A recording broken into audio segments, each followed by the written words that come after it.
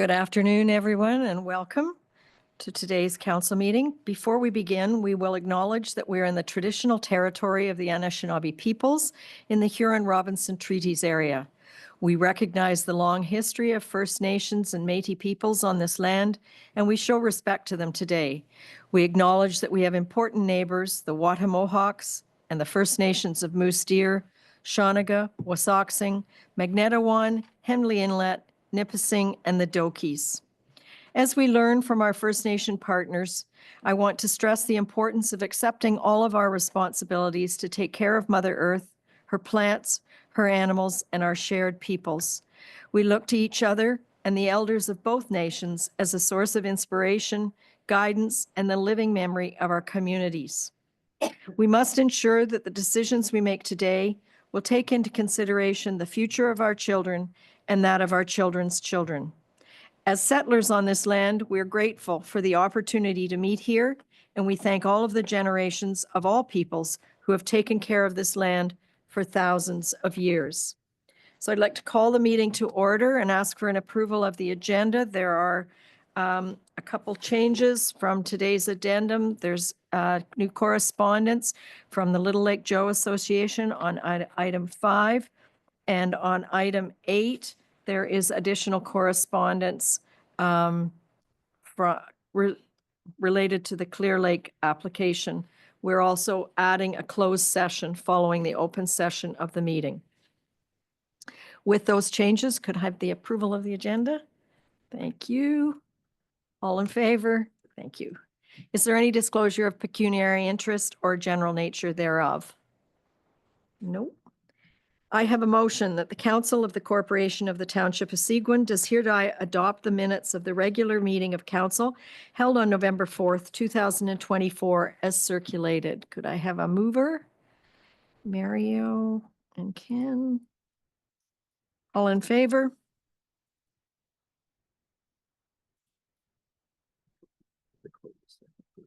It just says planscape. I'm not sure which item they're here for, so I'm going to let them in for a second if you just ask them. Okay. I'm just clarifying someone that we don't know who's on Zoom.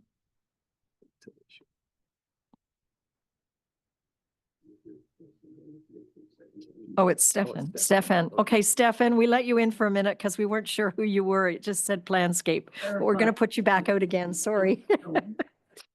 Okay.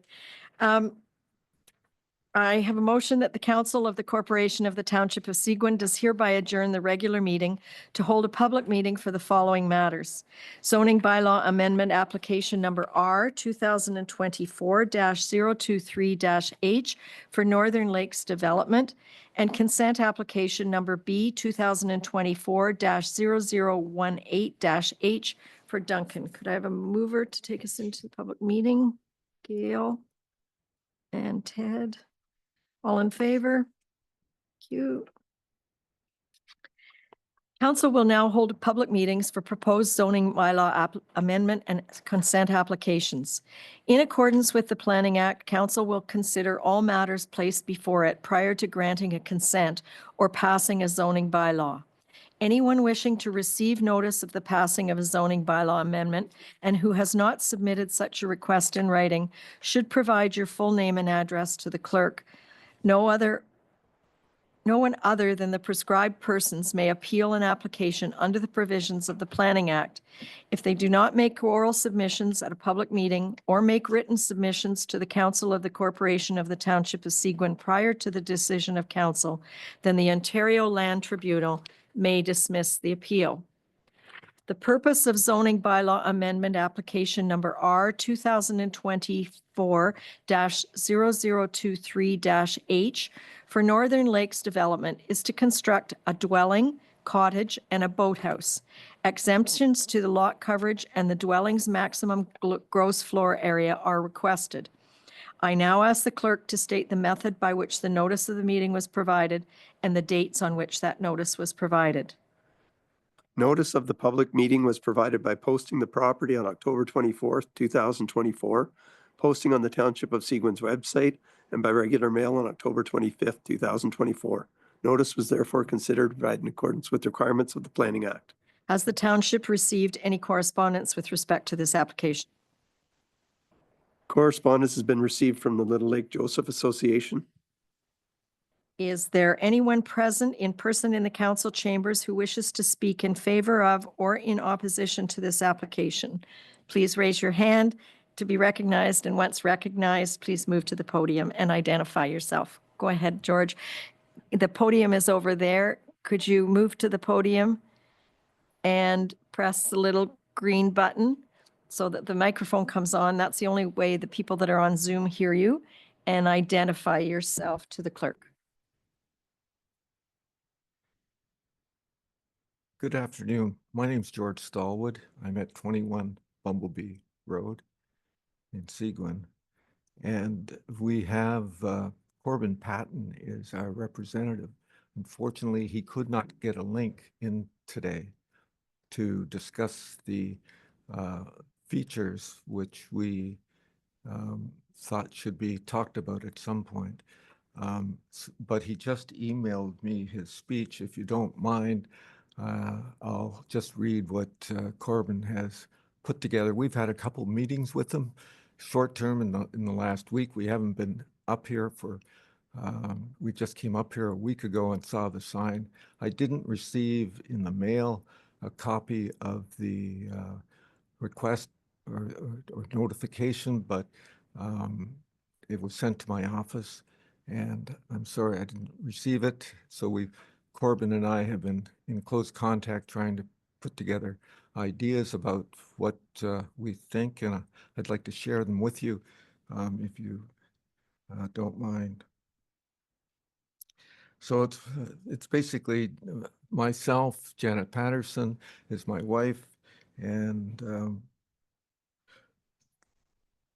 basically this is speaking from Corbin's point of view. What I was going to suggest, you can read them to us now, but we'd also like George and Corbin to submit them to the clerk in writing following the meeting. That would be helpful. Yeah, thank you so much. Consideration of placement of the buildings. Moving the cottage and boathouse north to be further away from 2021 Bumblebee Drive, which is our place. Vegetation to be considered. We appreciate the attention to the renaturalization in the first 20 meters, but has any vegetation been considered between the 20-meter and 60-meter mark? Is a revegetation plan being considered, and is it required? Has consideration been given to separating the properties on the north and south, us being on the south? In particular, the utilization of a berm, placing between the subject land and our client's land, 21 Bumblebee, which this development would be very close to and ultimately very exposed visually to 21 Bumblebee. Next point, access to property. Has consideration been given to relocating access, as access to the subject property is currently from 21 Bumblebee, in which there is no right-of-way legally?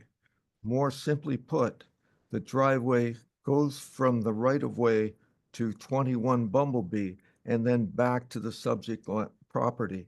And there is a current no direct access from the existing road to the location of the building being put up. Next, based on the layouts provided, the garage faces steep terrain. The grade seems to be too steep to gain access to the garage doors. Next point, the septic tile bed appears to be over the 20-meter setback from the water. Has an NBMCA septic permit been applied for, and does that area meet its criteria? Question mark. Cottage. The cottage has large overhangs over 1 meter be considered part of the coverage? Are the large overhangs over 1 meter being considered as part of the coverage, is a basement which has an egress door included in the gross floor area, even though it is listed as unfinished. What are the intentions of this space? Next, going to the boathouse. Based on the frontage of 115 meters, the boathouse does not appear to meet the bylaws interpretation of a 2-slip, 1.5-story boathouse. The boathouse appears to be a 3-slip, 1.5-story boathouse, which typically requires 160 meters of frontage, not 115 meters. Could planning clarify whether an 18-foot wide slip is considered a 1-slip or 2-slip boathouse?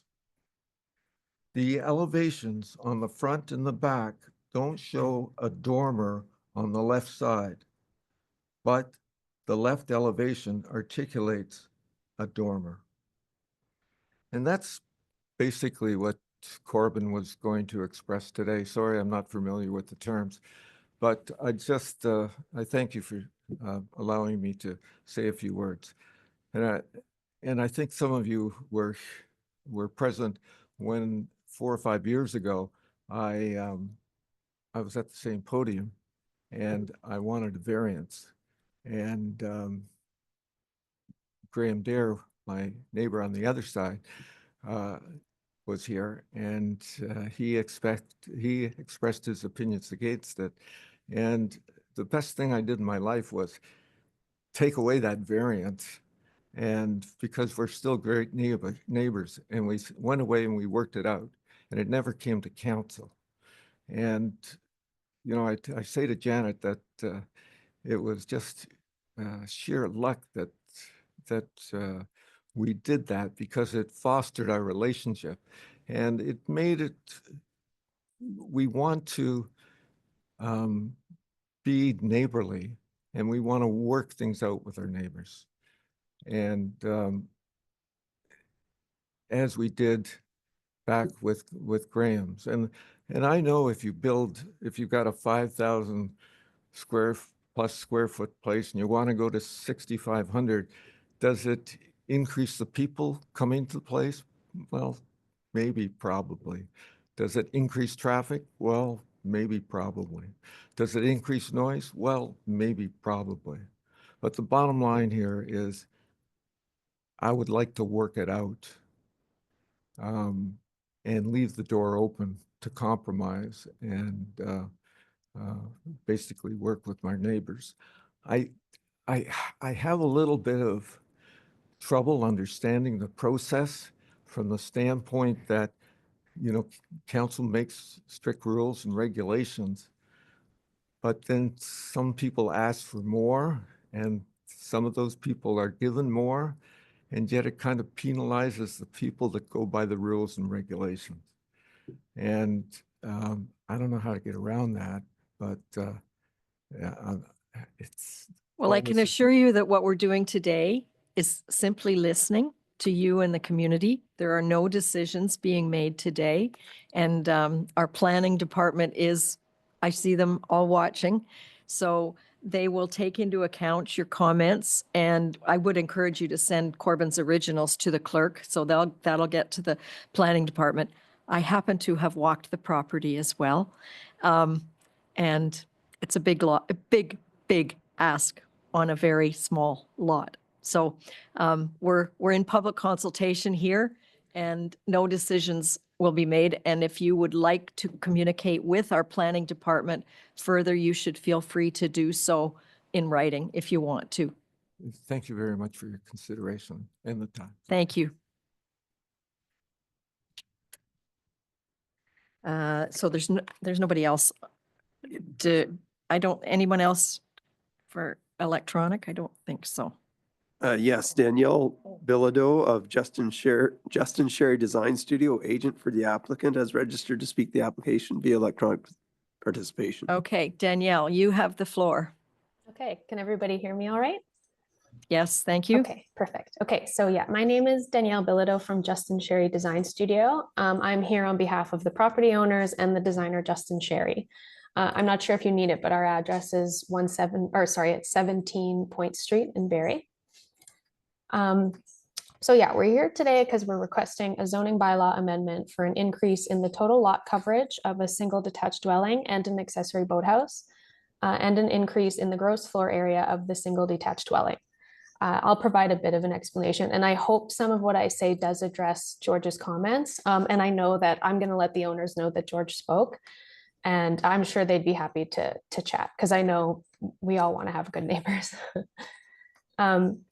So although the lot is a pretty decent size, but a lot of it to the north and the west side is a very large and steep hill. So we're proposing to build tight to the 20-meter shoreline setback towards the east because it's kind of a flatter area. It's kind of the area that's naturally already flat. Because one of our goals is to keep the existing hill, keep the existing topography and vegetation. We want to try to keep it undisturbed as much as possible. We would require a little bit of blasting in the northwest corner of the proposed dwelling, but we're thinking it should be very minimal. Bumblebee Road also runs through this property, so the owners wanted to build the proposed structures on the shoreline side of the property, so that themselves and any guests wouldn't have to cross that road. And again, the hill is kind of a big hurdle. So since following the 20-meter shoreline setback is important to us and maintaining the existing hill is also important, we had an interesting challenge of designing the dwelling to meet the owner's request while also maintaining all of the required setbacks. So given this, you can notice that the dwelling's design is very long, and that's kind of what pushes us over our gross floor area. And although we are requesting 599 square meters, we would like to note that we are still below the max 700 that the bylaw kind of mentions. And then our request for lot coverage increased from 6.25 to 8.89% is calculated by including the dwelling, its porches, it does include its overhangs, the garage, and then it also includes the boathouse.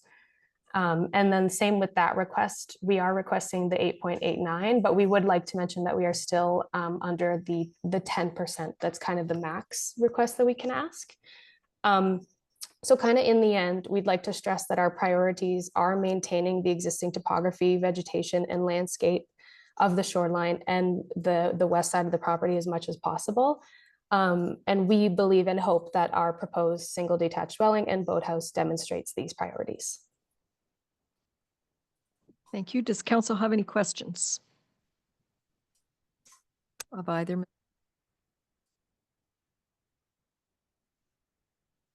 Danielle, just one question. Mhm. What driveway do you expect to have on that property that is not private? Well, based on the site plan, I'm assuming something off of the garage would come and meet that roadway. I can definitely get more clarification if you want. That's as far as I can kind of answer personally that I know, but I can definitely get like a concrete what the plan is. I can get. I think that would be useful to get to our planning department. Okay, sounds good. And what right of ways you're expecting on Bumblebee Drive. Yeah, okay, sounds good. Thank you. Yeah, thank you.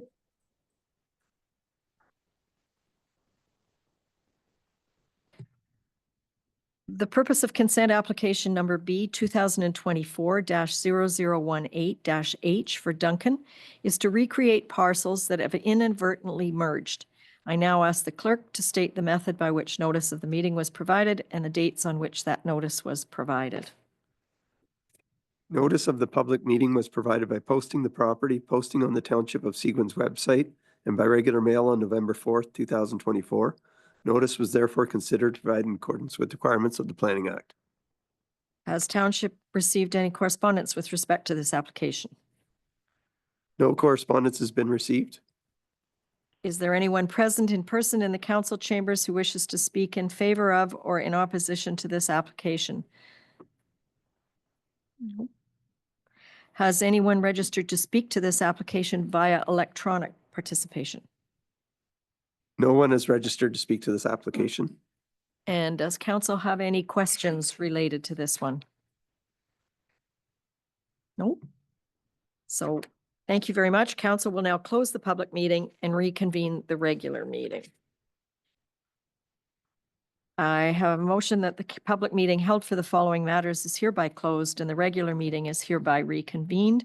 And that's the zoning bylaw amendment application number R 2024-023-H for Northern Lakes Development and consent application number B 2024-0018 for H for Duncan. I have a motion. Muriel. All in favor? You. I have a motion that Council of the Corporation of the Township of Seguin does hereby grant provisional approval to consent application number B 2024-0018-H for Duncan, subject to the conditions set out in the decision. We have a motion for that. Gail. Ted, all in favor? Thank you. And now we move on to Shore Road Allowance. No? Right, yes. Okay. Council will now consider the following road allowance application, and that is Shore Road Allowance Application Number RAS 2024-0002-F for Stashuk on Otter Lake, bylaw number 2024-106. Have any written objections been related to this application received? No written objections have been received. Is there anyone present in person in the council chambers who wishes to speak to this application? Oh. Has anyone registered to speak to this application via electronic participation? No one is registered to speak to this application. Does council have any questions on this one? Nope.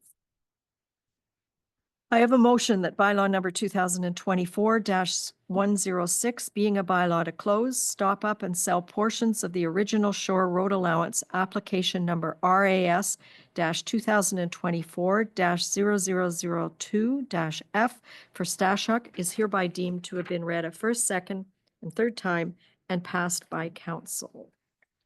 Mover, Greg, Ken. All in favor? Thank you. And now, finally, for all of you that came to speak to us, we move on to delegations. So Chris, you're first.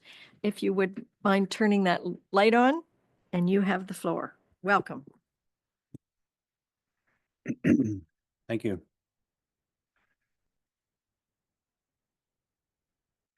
Dear Seguin Township Mayor, Council, and staff, the Parry Sound Area Chamber of Commerce has been a leader in business supports, consulting, and economic development in the area for over 126 years. Covering the entire West Parry Sound District, we represent businesses from as far north as Point of Barrel, as far east as Magdanawan, as far south as Mactier. We provide a valuable service not only to our members, but to local organizations, not-for-profits, as well as non-members and the general public within the entire area.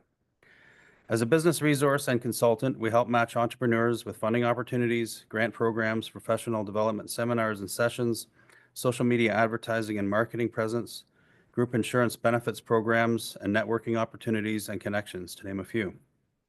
We also work as a liaison between business and government to advocate for issues that our members may be facing or struggling to work through by themselves. We have helped address tourism initiatives and business opportunities this past year and are always continuing to brainstorm, collaborate, and share ideas collectively with businesses to better tap into new economic development opportunities. We successfully help businesses find staff and even housing for their staff and work to keep an up-to-date record of what may be available for rent in the area and what properties may be available to lease for any business interested in opening here in the Parry Sound area. Our Membership Services Department offers a great resource for individuals that wish to learn better social media and marketing skills, and we even help create campaigns and design layouts for free. We are always more than willing to invite people into our office and work with them one-on-one to address problems they may be having, taking their business to the next level, pivoting their business to find new customers, or adding to their existing customer base. As we are not for profit entity ourselves, we rely solely on our memberships, affinity programs, 2 to 3 fundraising events per year, and municipal contributions to help assist our annual operational costs. Our board of directors is a working board which assists our 2 staff members in our long-term strategic plan of helping our membership, providing governance, advocacy issues, and networking events. We value our partnership with the municipalities in our area and even have several council members sitting on our advisory board of directors. Our advisory board members provide us with valuable updates, connections, and resources to their community and are a great asset to our organization to help keep us in the loop with what's happening in their municipality. As we enter our 127th year in operation, our rebuilding process has seen remarkable growth and reach within our community. We currently have over 270 active members and over 560 email subscribers.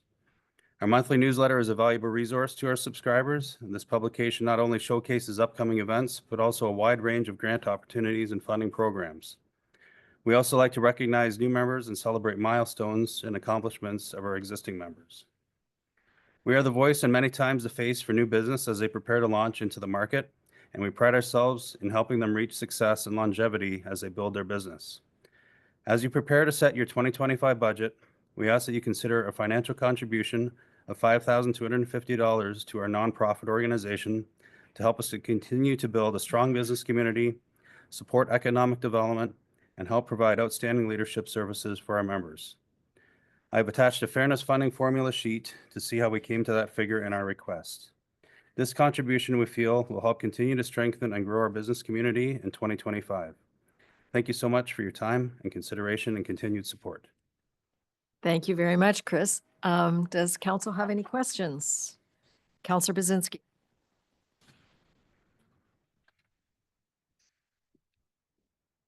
Please don't take this the wrong way, because I'm fully supportive of the business community and all your efforts that you're doing.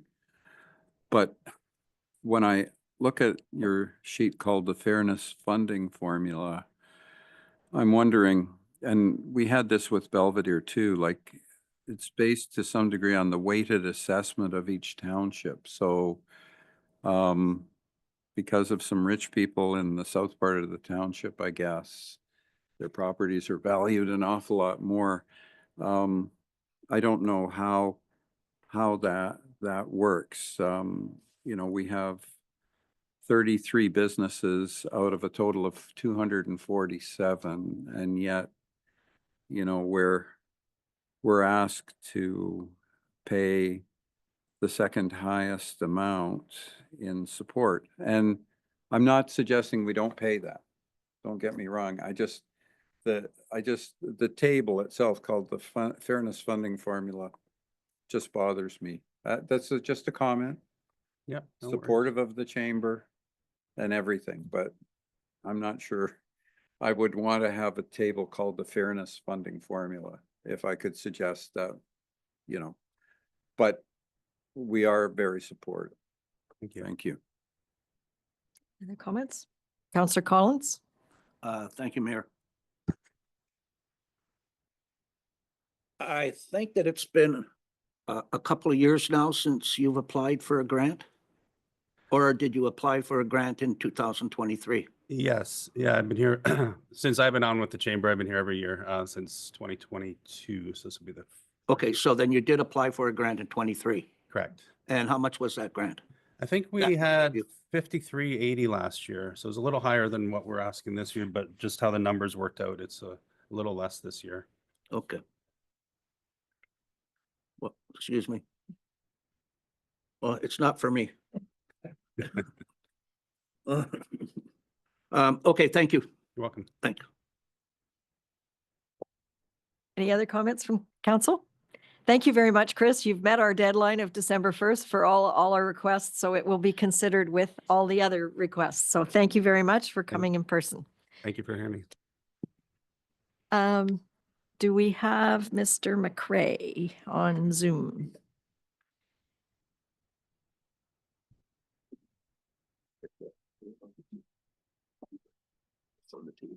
Okay, so this is the motion that he's going to speak to. Motion that bylaw number 2024-109, being a bylaw to authorize the execution of a memorandum of understanding prescribes snowmobile trail land use permission between the Six Star Snow Riders Snowmobile Club and the Corporation of the Township of Seguin, is hereby deemed to have been read a first, second, and third time and passed by council. Could I have a mover and a seconder to put it on? Okay, Ken and Greg. And do we have Mr. McCray? Mr. McCray? Oh, Yes. there you are. Okay, so we have your motion on the table. Do you want to address it a little bit? Explain to council? Sure. Snowmobiling, I think you would all agree is a great economic driver for the townships that the trails work in. And over the years, the OFSC has made the assumption that all the specific snowmobile clubs have agreements with the land users, and it's come to light that in some cases they do and in some cases they don't. And really where people focused were on the private landowners. We're controlled or governed by the MTO, the Ministry of Transportation, the provincial government. So to me, it would make sense that they would handle things like roads, but what I think makes sense and what makes sense sometimes isn't the case. So I stand before you, having submitted a package for Six Star with all the roads that our groomers go on, asking for your permission for us to go on those roads. Should you not grant it, the groomer would not go down that road this year, as it works from private landowner to private landowner, and also crown land that our trails are on. So Six Star specifically goes through the 4 area municipalities. So we've got one done, and hopefully today we'll have the second one, and I've got 2 more I've got to do while I try and raise my family of 5 and work a full-time job. So here we are. I'm here today asking for your help in this endeavor. Thank you very much, and I appreciate your volunteer commitment to making snowmobile work in Seguin. And I should point out that your application was circulated throughout our staff departments, and there were absolutely no comments. Does council have any questions? We have a mover and a seconder, and I've already got that. All in favor? Thank you. So your permission is granted. Thank you for all you do to keep the snowmobile trails open. I appreciate Seguin's cooperation in this manner. You guys get the silver medal,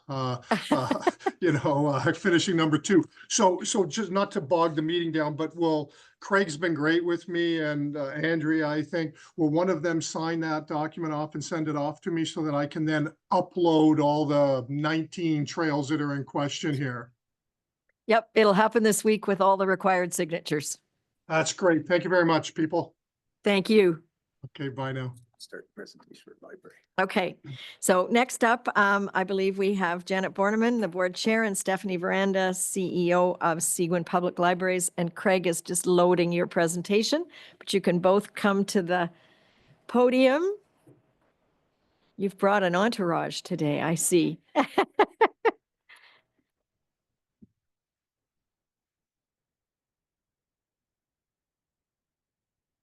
And don't forget to push the microphone.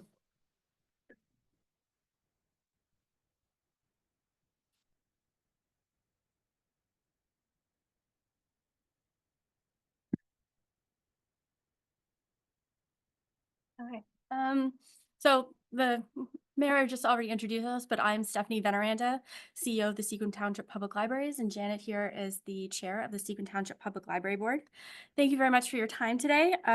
We are excited to be here to discuss the library's vital role in enriching the community and to talk about how we plan to further support Seguin.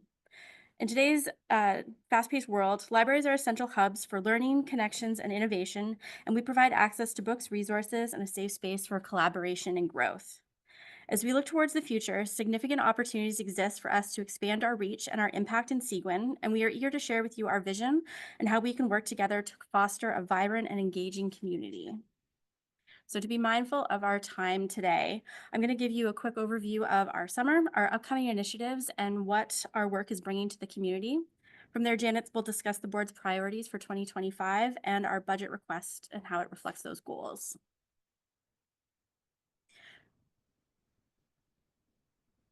All right, so before I get to talking about the summer, I would be remiss if I didn't compliment my staff on their amazing work that they did this summer and throughout the year.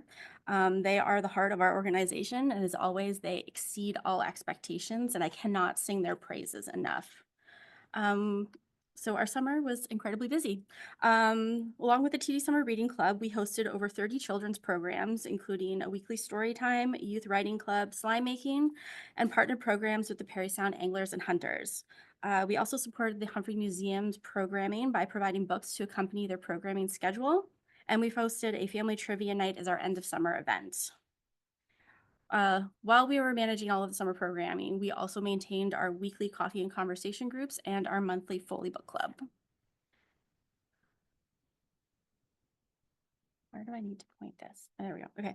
Overall, we had over 1,000 participants in our summer programs and crafts throughout July and August, with 2,900 visitors and 2,859 items checked out from all of our branches. You can see the breakdown between the branches here, Humphrey having the highest numbers because they are open the most and are in central location.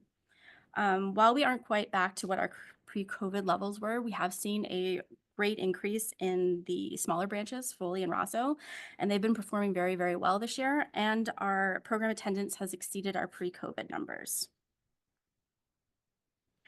So in 2025, we are going to be doing a full launch of our 3D printing services to the public, which is going to include a small quick print item or menu for kids and some services to do larger prints. We have started a new branch book club in Christie, and we are starting a new coffee and conversation group in Foley on Monday nights.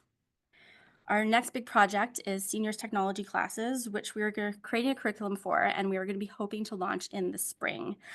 Since there is a lot of interest in these training programs right now, if patrons have any computer questions, they can book time with some of our staff members to help them out with smaller problems. So now we come back to the Valuing Ontario Libraries Toolkit, which was a part of our budget presentation last year. The Ontario Library Services did an upgraded version of this toolkit last year. It came out about 2 days before my presentation, so I didn't get a chance to use it. And it gives the libraries a way to communicate their value to their local councils by encouraging libraries to assess their role in community development and its impact on literacy rates, educational support, and social cohesion, which helps demonstrate how libraries contribute to stronger and more informed communities. By looking at our contribution to economic development, libraries can measure their economic impact by highlighting the cost savings for residents by having free accesses to resources that would otherwise have to be purchased, and by looking at our programs and using feedback mechanisms that can help gauge user satisfaction and perceived quality of library services and their benefit to the local residents. All of this information gets brought together to create a social return on investment by breaking down this data into 7 categories, which you can see here.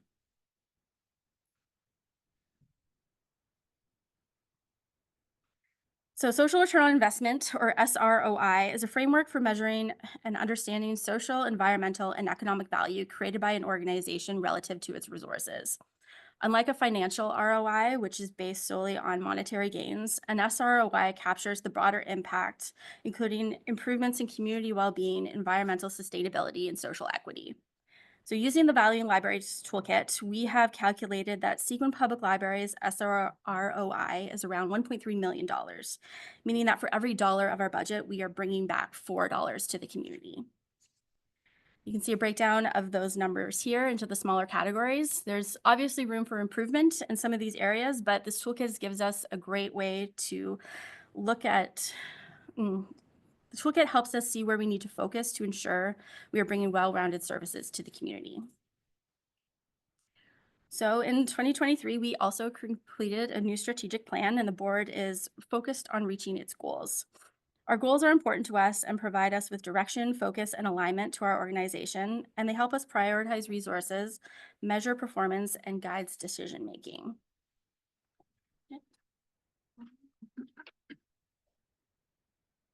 The board regularly reviews the strategic plan and has chosen our priorities for 2025.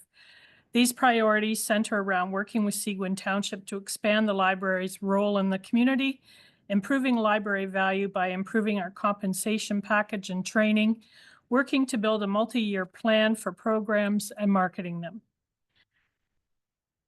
The focus of the board's draft 2025 budget is our team.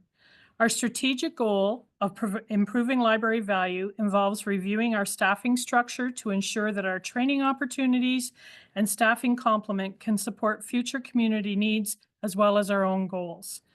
We are reaching a point where our staffing complement is not allowing for growth in our services, limiting what the library can accomplish in the future.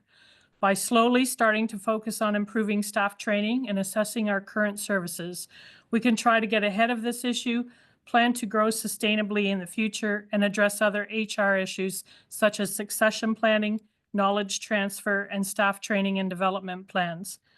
The goal is to ensure that Seguin Public Libraries is an enticing and competitive local employer to ensure we can attract new talent and retain our current well-trained staff.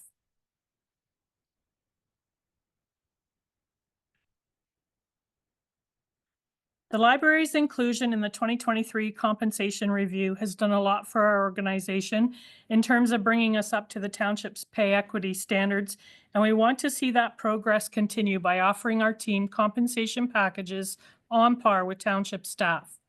By providing competitive compensation packages, we will be able to reduce our turnover rate, improve retention of our current highly trained team members, and entice and attract new talent in the future. Aside from addressing our total compensation package, we, like many departments, are also seeing inflationary increases for items we need to run the library. The board has created a 5-year plan to address these inflationary increases and will review changes regularly to ensure we are making responsible decisions on budget creation and requests in the future.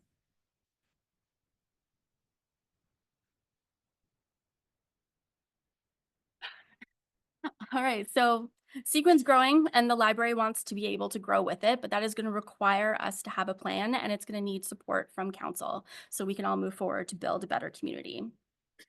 Do we have any questions? Does council have any questions for Stephanie or Janet? No, I think you've made a big step with your strategic plan, and I know it took a lot of work. So Councillor Collins has a question. Hello, Stephanie. Hi. Council doesn't have, we don't get to see you guys as much because you are a board, and we recognize that. And we also understand your situation at this present time. But there are a couple of questions I'd like to ask you pertaining to your staff. Okay. There is only one full-time employee, Yes. correct? That's true. That's you. Yeah. Correct? How many part-time staff are there? I have 6 part-time staff for across the 4 branches. Okay, and what do you classify them as? Like In other words, are they permanent part-time? Are they just Permanent part-time? permanent part-time staff. And of the 6, how many hours do they work They range from 14 to 25 hours a week. a week? And what's their pay period? We get paid on a monthly basis. On a monthly basis? Okay. So having said that, I see that you're looking for pensions and benefits. The pensions are for who? We would be required to offer pensions to all of our staff members, and then the benefits would specifically be for full-time staff. The benefits are just for yourself. Okay, so the pension, I know for a fact that there are through our HR, how this has been granted in the past, is that you have to be permanent full-time, staff does, in order to receive benefits. And these benefits are not 100%. It's 50-50. So the staff member must pay half of the benefits, and I don't know if you are aware of that. I am aware of that. I believe the intention would be to go to staff and ask if pension is something that they would want Okay. to receive, and they would have to opt in or opt out of it. Okay, okay. That's it. Thank you. Thank you. Counselor Bazinski? Just like to say I'm very much in support of all the work that you're doing for the community. It's certainly in my first term, we had a lot of issues with the library and things weren't going as well as might be hoped, but my impression is that you guys are doing a great job. You've got a plan, and very happy to see that. Just a quick question, and it's insignificant. Don't worry, I'm not going to be on your case or anything, but is there internet service still for people, residents of Seguin, that want to park their car outside the building? And Yeah, we have Wi-Fi access at all of our branches, and in the branches, there are public computers available for people to come in and use as well. okay, because I was talking to my daughter today, and she said she tried to access it and wasn't successful. And if it would have been me, I could understand, because I'm challenged in computer, all things computer. But anyway, I'll tell her that and to have her try again. If she's having any trouble, just ask her to come in while we're open and we can get her set up. Thank you very much. No problem. Counselor Finson? With the pensions, I worked as a casual part-time person for about 20 years, and I didn't have the option to opt in. And I think it's a really important option for people who work part-time, because my pensionable years, I worked for 26 years, and my pensionable years were very few, 8 years of pensionable years, because that's when I worked full-time. So I really think it's important to be able to opt into a program. So I like that you are thinking of offering that to staff. Thank you. Thank you. Any other questions? Thank you very much. And you are providing an incredible service. And I always describe you as the heart of the community. So thank you for all you do, all of you.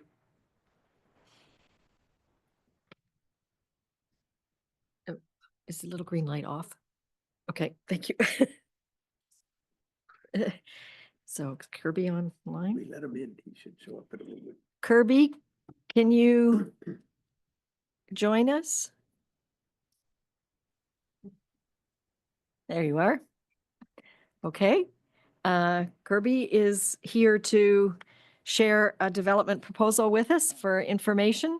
So you have the floor, Kirby. Yeah, good afternoon, Your Worship, members of council, staff.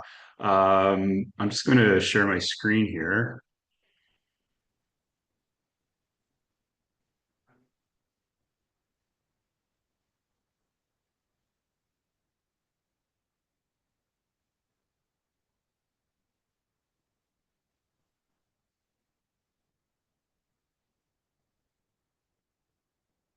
So I trust everybody can see the screen. We're excited here to present, grateful for one, for having the opportunity to do this so quickly. And just wanted to be able to provide just a general overview of a development that we've been working on for the last couple of years, and finally at the point of submitting this to staff just as recently as last week. So this is a 140-acre property. It's at the corner of Osler Park, which is this road right here, and Hunter Drive, which is here. This red line presents or represents sort of the approximate property line, and this yellow is the road network that would be constructed through the development. And the entrance into the development, it would be directly across from James Bay Junction Road North. This is James Bay Junction Road North. So it's very close to the town of Parry Sound south end. And just going to provide you with a basic overview of everything that we've been doing for the last 24 months, all the studies we've completed, just a general overview of the submittals that we have provided and will be providing. and just an overall site plan and vision for this development. So about 2 years ago, we started. We, many studies that we had to go through. Pleasantly, a lot of these no red flags were presented through any of these studies. So the first study that we did was an archaeology study. It might not be the first study. I think I just put these in alphabetical order, but we had to do an archaeology study, phase 1, phase 2. No issues with that. We did an environmental impact study was carried out, identifying any areas of preservation. We've actually been able to incorporate those into the design and trying to create natural access to these areas and preserve them. The hydrogen study, it covers septic and it covers well. This site is it's not your typical Parry Sound topography. It has an overlay of sand actually over the entire property. There's bedrock is not far, but it has a very generous layer of sand over top of it, and it's a high quality sand, so it's very suitable for septics. Site work costs, should be not as severe as they would be if it was all rock, where you'd be into a lot of blasting. You can, dig a trench and not encounter rock and those sorts of things. So from a cost site work point of view, it's very good. It's also, again, very good for septics. The well study was really interesting. We actually went a little bit beyond what we needed to do. So typically in a site like this, you would do a well study of surrounding wells, which we did do, but we actually got a track drill. We went into the interior of the site and we drilled 2 wells in the middle of the site. We got very good quantity of water. They couldn't actually even give us a reading because they couldn't pump it down fast enough in order to provide us with it. So it's over 20 gallons a minute. And the quality of water was we submitted the water samples to the local lab, and he said that he's only ever seen as pure of this water in its natural state one other time in all the wells that he's tested. So we have really good quality and really good quantity, and this was actually confirmed with the surrounding wells that we've tested. We did a land use compatibility study.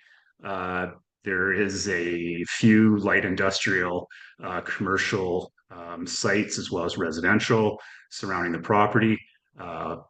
We've incorporated our site plan to accommodate these, and so we carried out this study to ensure that our design would comply. We've completed a stormwater management engineering report, and we did a complete boundary survey and are just almost through the process of registering absolute title for that. So as far as services go, the proposed services would be septic and well. Because of the high quality sandy soils and because of the high quantity and quality of water, these will allow for up to 5 homes on a single septic and a single well. The site is serviced by natural gas, is serviced by fiber, which we would extend through the development. And we would do the installation of the natural gas, fiber, underground utilities, and that would all be underneath a bike lane, walking lane. So the street would be actually over width to accommodate for that. And we're looking at doing streetlights, sort of a low impact, but enough streetlights that it creates a nice, safe community.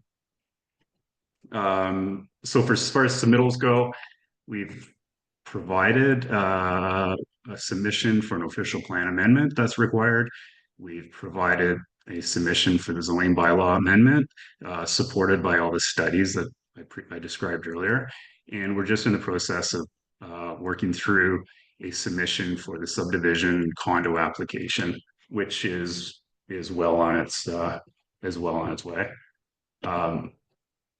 So we had some goals, namely affordability, and to do so as well as affordability, just to create a healthy community. So this slide sort of highlights some of the, you know, highlights of what we're doing. So we're going to provide some amenities. We've incorporated nature, and we're proposing a housing mix. And a housing mix will provide a demographic mix, which does promote a healthy community. Some of the amenities we're proposing, we have a sport court, sort of central center ice here of the development. We've incorporated a network of nature trails. These aren't motorized trails, these are nature trails that would surround the community and access some of these unique natural areas that we want to preserve, but provide sort of a nature walk by those sorts of areas. So their just intention of these is just to walk, run, cross-country ski, snowshoe, those sorts of things, along with on the road itself, having a bike lane, walking lane throughout the community, all linking to the nature trails. So again, focus is affordability. So because we're in Seguin, our taxes are low. So which in Parry Sound, we were going to pay 3 times the taxes. So that's a big plus here for this. The other thing is we are on septic and well, so we don't have sewer and water charges. Just rough calculations, this is $600 a month for a household. So that's a big factor in this. Just some high level.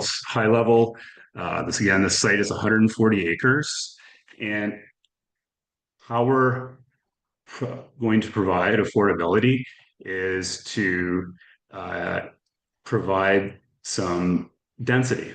So we've taken some lots, and we're going to put a semi on a lot. Basically, it's a 100-foot wide lot with a semi. So each person has their 50 feet on either side. These are very deep lots. They're 300, 500 feet deep. The other lots that we provided here are the square shaped ones. Those will be up to five plexes on those properties, serviced by 1 septic and 1 well. And then we've also allocated some areas just for traditional single family, and provided plans for 17 of those. Gives us up to a total of 187 homes in this community. And it provides a nice mix, we feel. And the big thing is just trying to get to an affordable price point. Along with that, this is also the employment corridor, which was something that we want to promote as well. And that also allows us to be compatible with our neighbors. So there is a ready mix plant located here. And our plan is to create a very sort of light industrial, commercial, but a very neighborhood friendly sort of possible employment area. And there's another site here, which is up on a hill, which provide a nice sort of commercial area as well. So creating a bit of creating some opportunities for businesses to be located along the corridor. So this is just sort of conceptual at this point, but just to give an idea of what a 5-plex would look like on these properties. Our intent is to not clear cut them. Our intent is to create envelopes with the building, the driveway, the septic, some front yard areas, but preserve some natural buffers like trees, and shift these in, not your tradition, not like line these up on the street so much, but to like put them kind of into the forest, onto plateaus that exist where it's less impactful for site work and those sorts of things. So just trying to create these little nested areas on each property for the fiveplex designs. And for a semi sort of design, similarly, this is just, again, just conceptual at this point, but you can just sort of see like generally they're not any bigger footprint than a standard single family, and they're very deep properties. So again, preserving a lot of the natural area around them. And this is just a general overview of I don't know if you can see that very well, but this would be a lot layout overage over the GIS photo. And that's it. Does council have any questions? Thank you, Kirby. Councillor Bazinski. Thank you.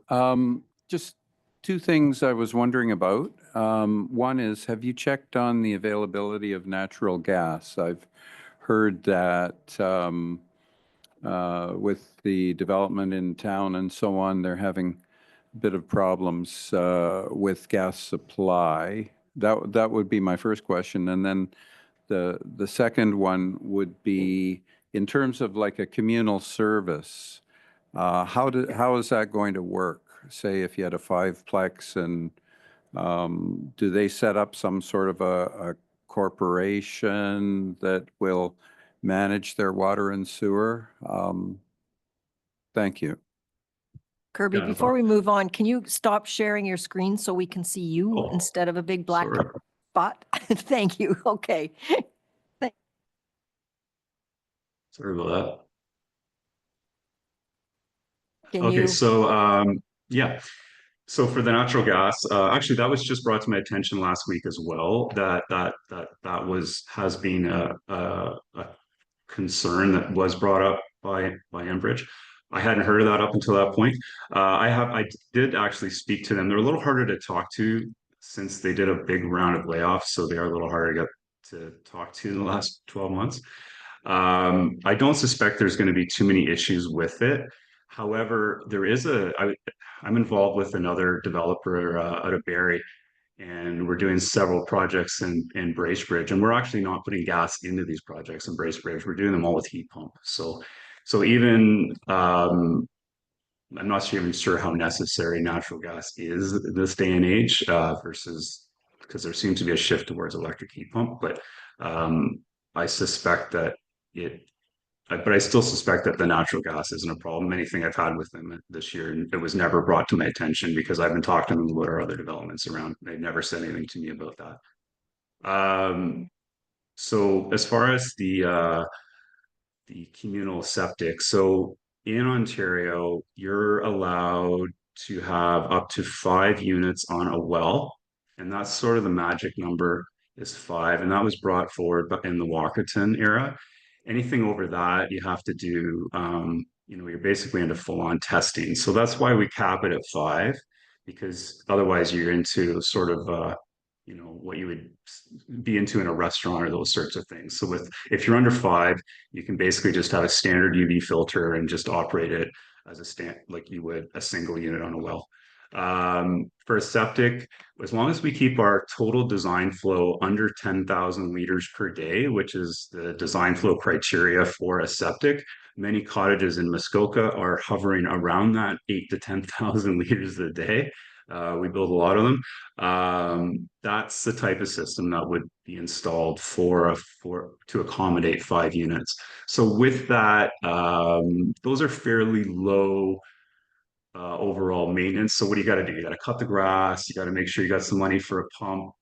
You got to have something to accommodate any breakdowns depending on the tertiary treatment system that you put in, septic pump outs, those sorts of things.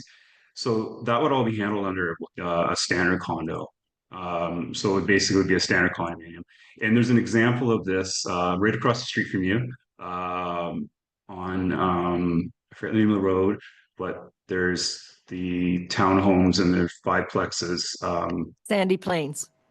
Yes, and So this has been done. It's been done in Seguin.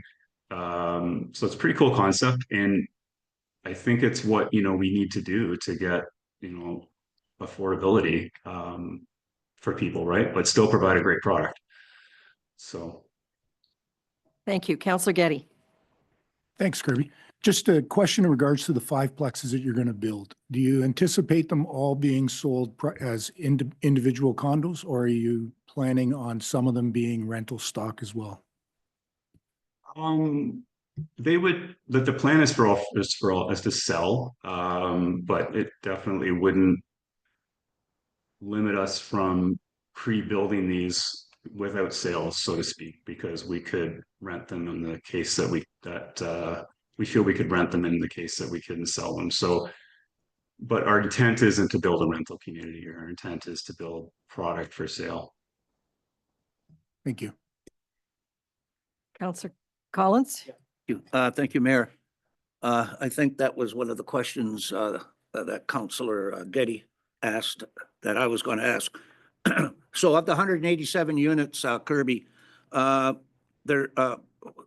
many single family units of the 187? And is the others rental units? So proposed is 17 single families, so they would just be one home per property. We wanted to provide a mix because we feel that there's still a need and a demand for that. And although we can do rentals, like that's not what we're planning currently. Like you probably know we built a rental community in Parry Sound. That's not our plan for this property. Our plan is to sell these.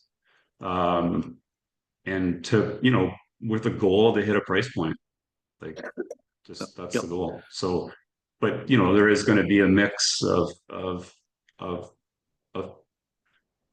people wanting a single family that can afford a higher price point. So we're accommodate that as well. I got you. And there's going to be a mix of people that want to just have a semi on a big lot and maybe pay a little more, but still be affordable, right? So through the standard condo, it gives us a lot of opportunity to provide services. So we can cut grass, we can snow blow, we can do all these other things that people may want done, or maybe we have to do just because we sharing driveways and sharing lawns and these sorts of things. So there's going to be a fee with that, but it's certainly not going to be $600 a month we're going to save here, right? It's going to be substantially less. Get more clear. So, and you're getting your grass looked after and your driveway's plowed and all that other good stuff that comes with that. So there's a lot of good things. We can also control. My biggest fear is I don't want to build this community and we don't want to have I don't want to say this publicly, but I don't want a lot of clutter. We want to keep it neat. We want to keep it tidy. So it gives us some control. I think over having not having things in the front yard that deter that limit property value for somebody else, right? We want to keep it a neat, tidy, strong community. Okay, thanks, Kirby. So in other words, the actual lots, you're going to retain ownership of the lots, and they're. Well, he was just saying cutting grass. I think he's talking about cutting grass on common elements, but not on the people's property. Okay, so these units are going to be every single unit that's built on a piece of property. The owner is going to own the property as well as the unit. Yeah. So the way I'm not an expert in this, so but basically the concept is that you can define an area outside of the building envelope whereby this is your lawn. This is your lawn, like, and you can look after it how you would look after it on a freehold property. It's the common elements. Say the driveway coming in is shared. That driveway may need to be plowed by the condo corp.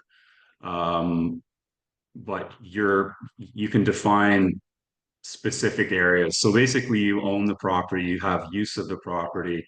And a semi is a pretty simple way to think about it. If you have a semi, you know, you divide it in half. Like you can just say this half's yours, this half's yours, and you got to look after it. And it's no different than a freehold property. It's the same thing.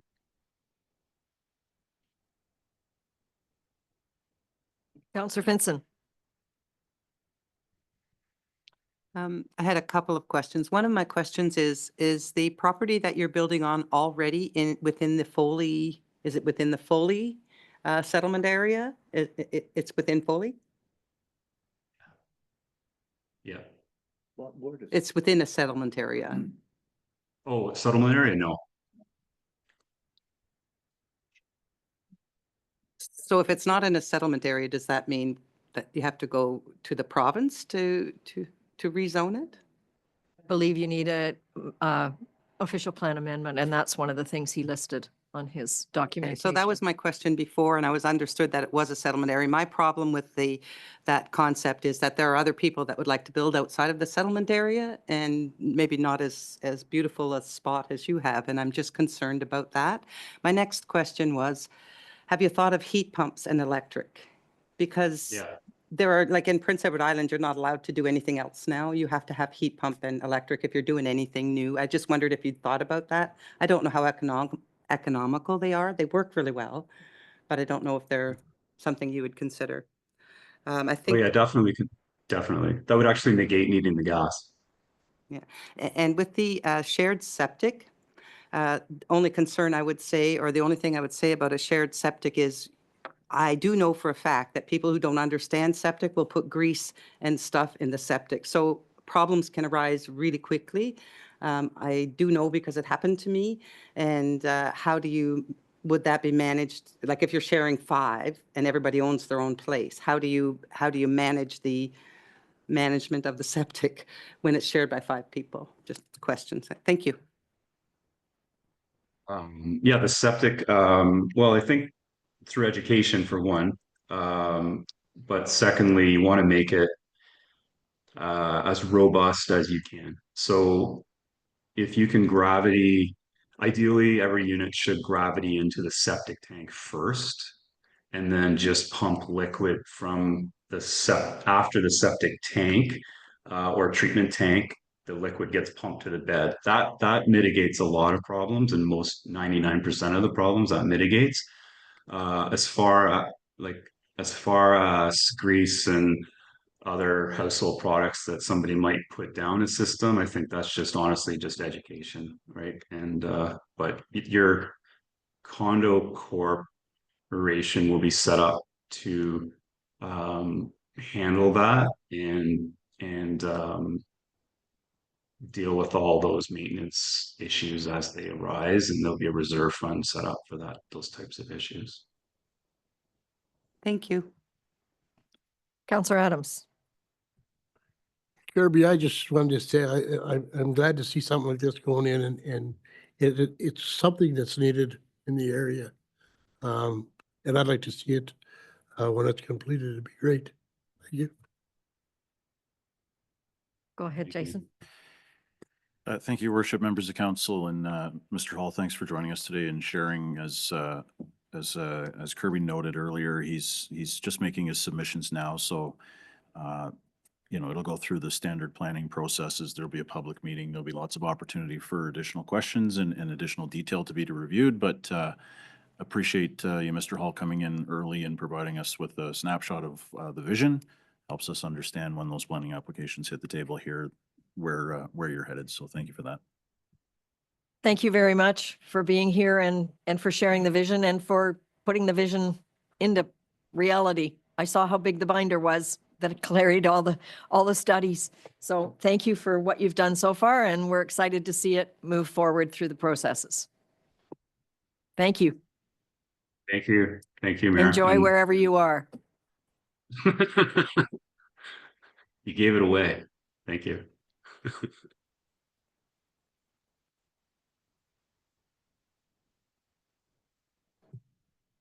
I have a motion that the Council of the Corporation of the Township of Seguin does hereby receive the staff reports as they are presented on the agenda for November 18th, 2024 meeting of council. A mover? Seconder? Greg? All in favor?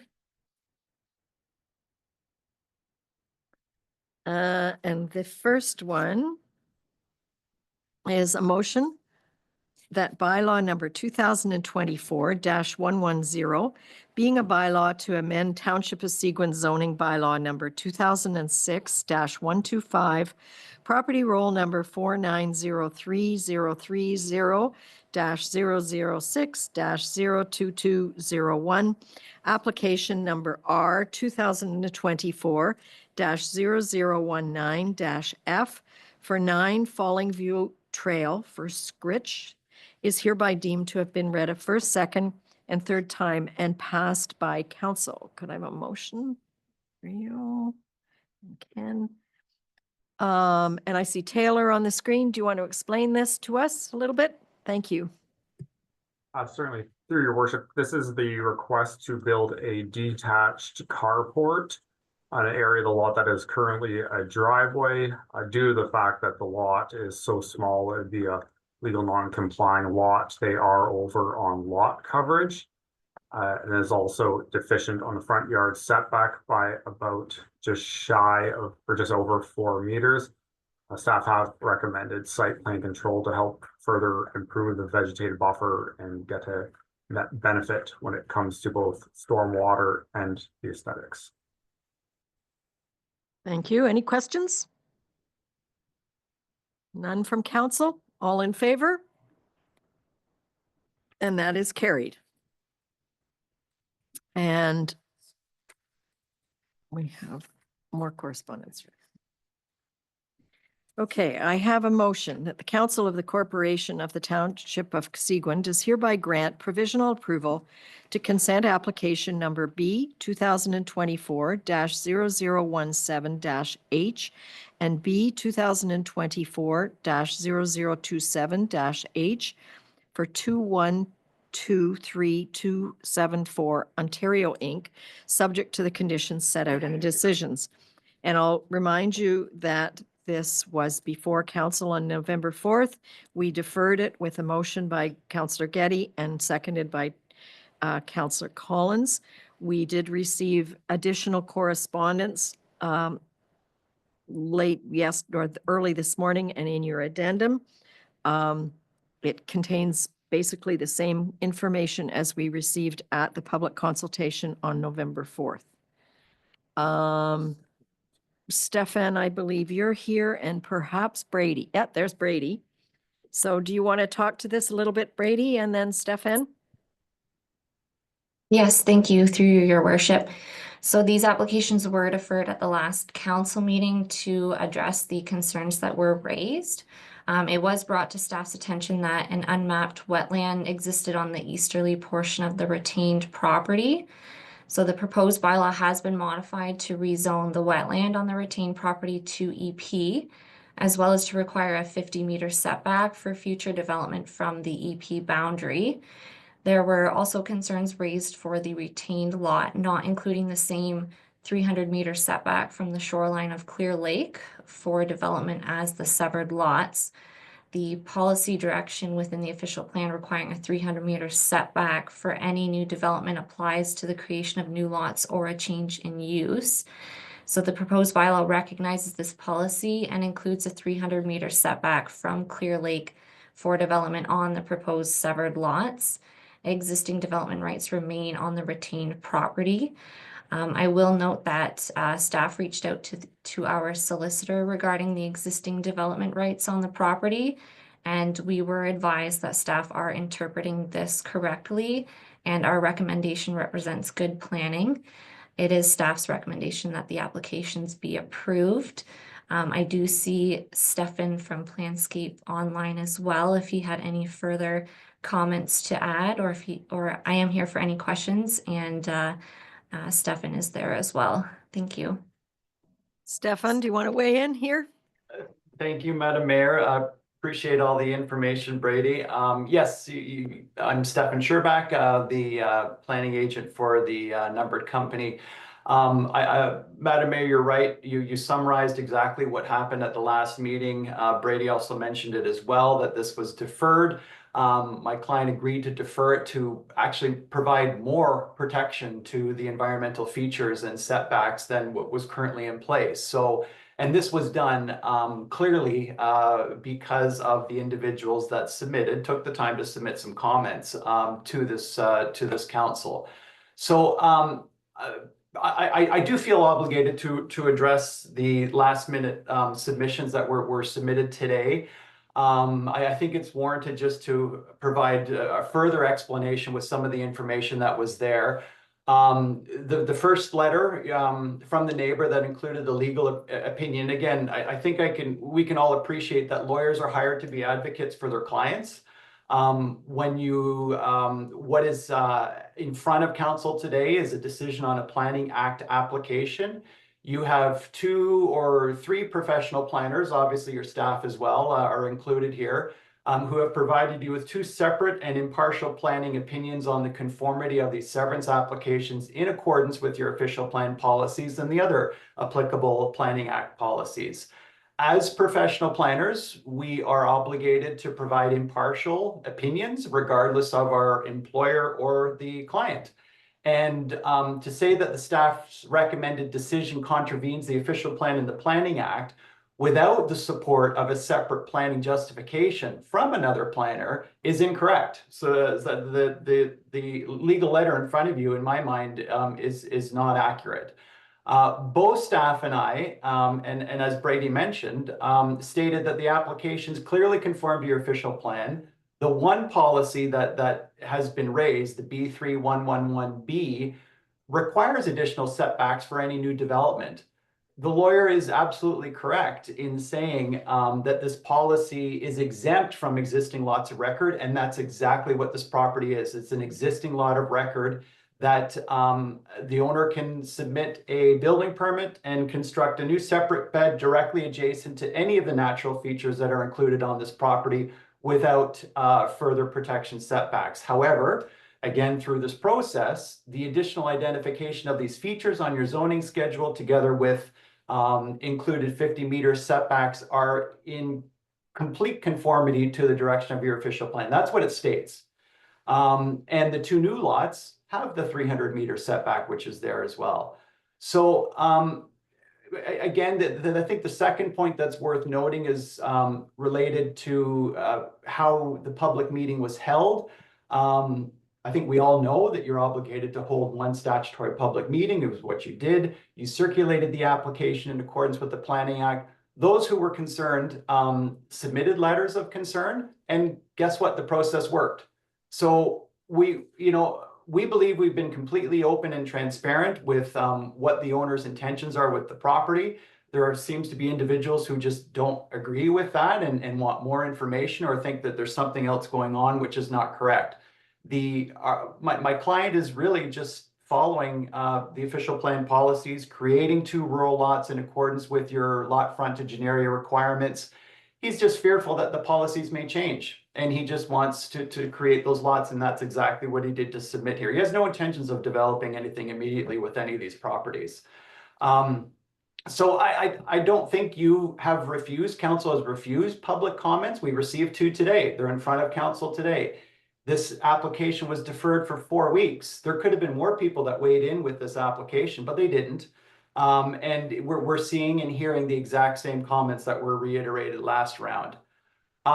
So the one other issue, and I apologize because my focus should be on the subject property, but the neighbor has raised 97B Clear Lake on several occasions and seems to be comparing this. I'm familiar with this property. I think there's complete distinct differences here. 97B is on the lake. This property is not. I'm, again, very comfortable in saying that the public was provided with a lot of meaningful public participation through that application.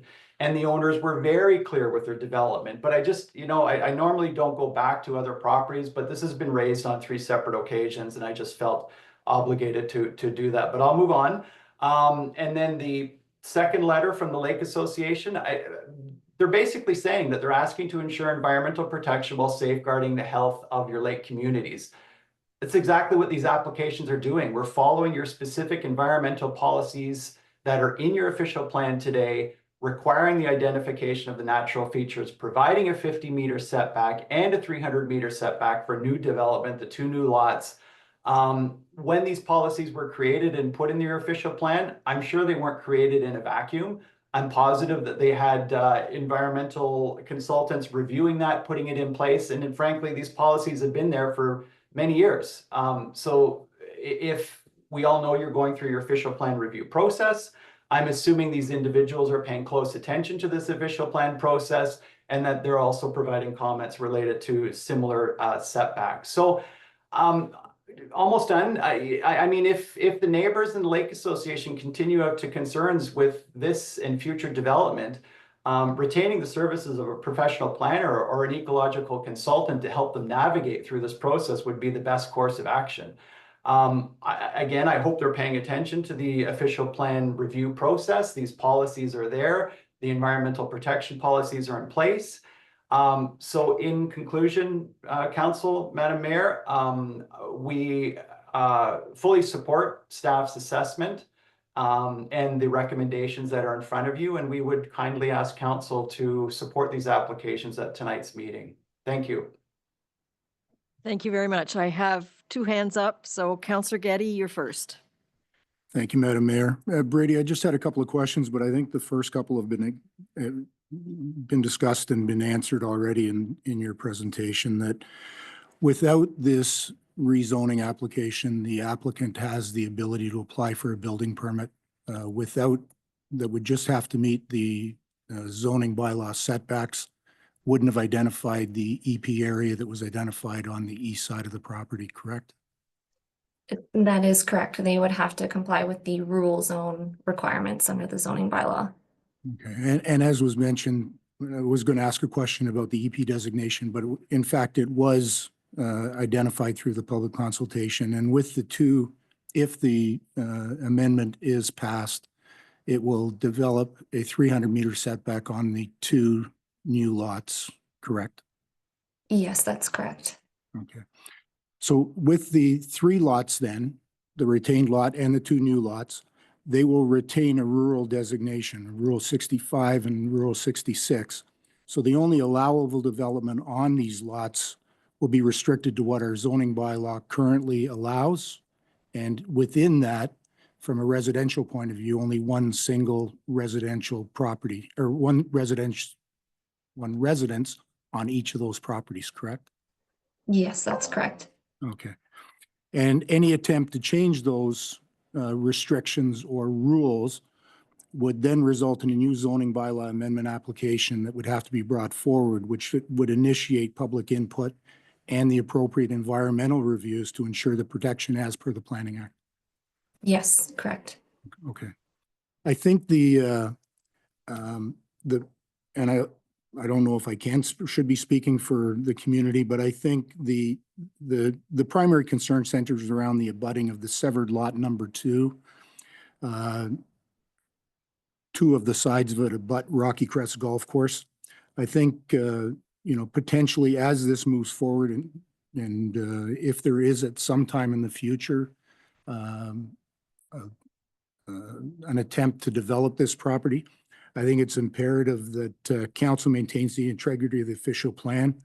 Under the official plan, section C133, paragraph M, it prohibits any expansion of existing golf course. And as I suggest that not only includes an expansion of the existing number of fairways and greens of the golf course, but also accommodation and retail expansion specific to the golf course. So I am good with the plan that has been submitted. I just think that if there is anything further in the future, I think that it's incumbent upon council to ensure that the environmental impact of any change is recognized and followed.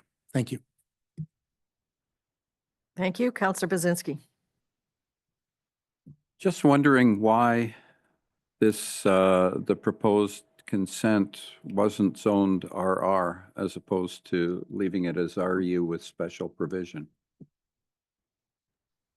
There are adjacent lots that are zoned RR and along the road, and why would this not be RR? Through you, your worship, typically when lots are rezoned to RR, it is to recognize deficient frontage and area, that they do not meet the rural zone requirements of 120 meters of frontage or 4 hectares of lot area. In this case, both of the proposed severed lots and the retained lot meet the rural zone requirements for lot frontage and lot area. Well, I'm not sure about that because I could point you to a number of lots that are RR that have more than adequate frontage, but that was your rationale, I take it then? Taylor, our Director of Planning, would like to weigh in. Through your worship, we were also processing the applicant's requests, so they requested to maintain the RU zone, and staff did not see fit to change it for the reasons Brady mentioned, just to add that as well. So Taylor, could you elaborate what the difference between that special RU zone and an RR zone would be? Certainly, through your worship, the rural residential zone permits essentially just residential uses, where the rural zone does permit some other uses such as agricultural. So rural residential essentially is more restrictive, does allow smaller lots as well. Okay, then one last question. In terms of the 300-meter setback, I don't know if anyone was concerned about the residences, the buildings themselves. I think it was more the septic tank and tile field. And I'm presuming that if an application was put forward, that at this point, the North Bay Mattawa Conservation Authority would have to determine that there wasn't going to be any migration of septics into Clear Lake. Through your worship, I believe they would just review it in accordance with the Ontario Building Code, so they've ensured it's an appropriate class of sewage system and it meets all the criteria. Generally, newer septic systems are much better on lakes than older ones, though. Yeah, it's interesting because if you look at a topographic map, what you'll find is that there's an extension from Clear Lake to that newly designated EP zone. And it actually, if you look at the topography, you can see that at one point in time, there was a flow all the way from that water body in the south east of the map all the way up to Clear Lake. So my only concern is that that appropriate setbacks are managed with any applications. Thank you. Councillor Finson? Just a small question. I'm confused. All 3 lots have to be 300 meters from the water or just 2? Just 2? Through you, your worship, yes, just the two new severed lots will have a 300-meter setback from Clear Lake. Both severed lots and the retained lot will have the 50-meter setback for wetlands. Thank you. Councillor Fellner? Thank you. The existing building that's on this lot presently, I was just looking at the drawings, where has it ended up? As far as, is it on the retained lot or severed lot 2 or severed lot 3? It should be severed lot 2 is where that existing building is. And is that building behind the 300-meter setback line? It is my understanding that it is not behind that 300-meter setback line. Stefan, if you correct me if I'm wrong. Thank you. Yes, through you, Counselor, it's within the 300-meter setback line. The building is like, it's a garage, a storage building. That's been there for quite some time. Yeah, but I mean, that's the one particular idiosyncrasy of the property being rural instead of RR is under rural zoning, you're allowed to build an accessory building previous to building a principal residence, where RR you're not. So I'm just sort of wondering the reasoning here as well, leaving it RU, but I'll defer to the planning board. But so what does that building become then with this is, if this is passed, is it legal non-conforming? That question is for our planning department. Yes, so the building is an equipment storage building. It's permitted under the rural zone. So that severed lot 2 will still have the rural zone provisions. So it would still comply with today's bylaw. But not for the requirement for the severed lot.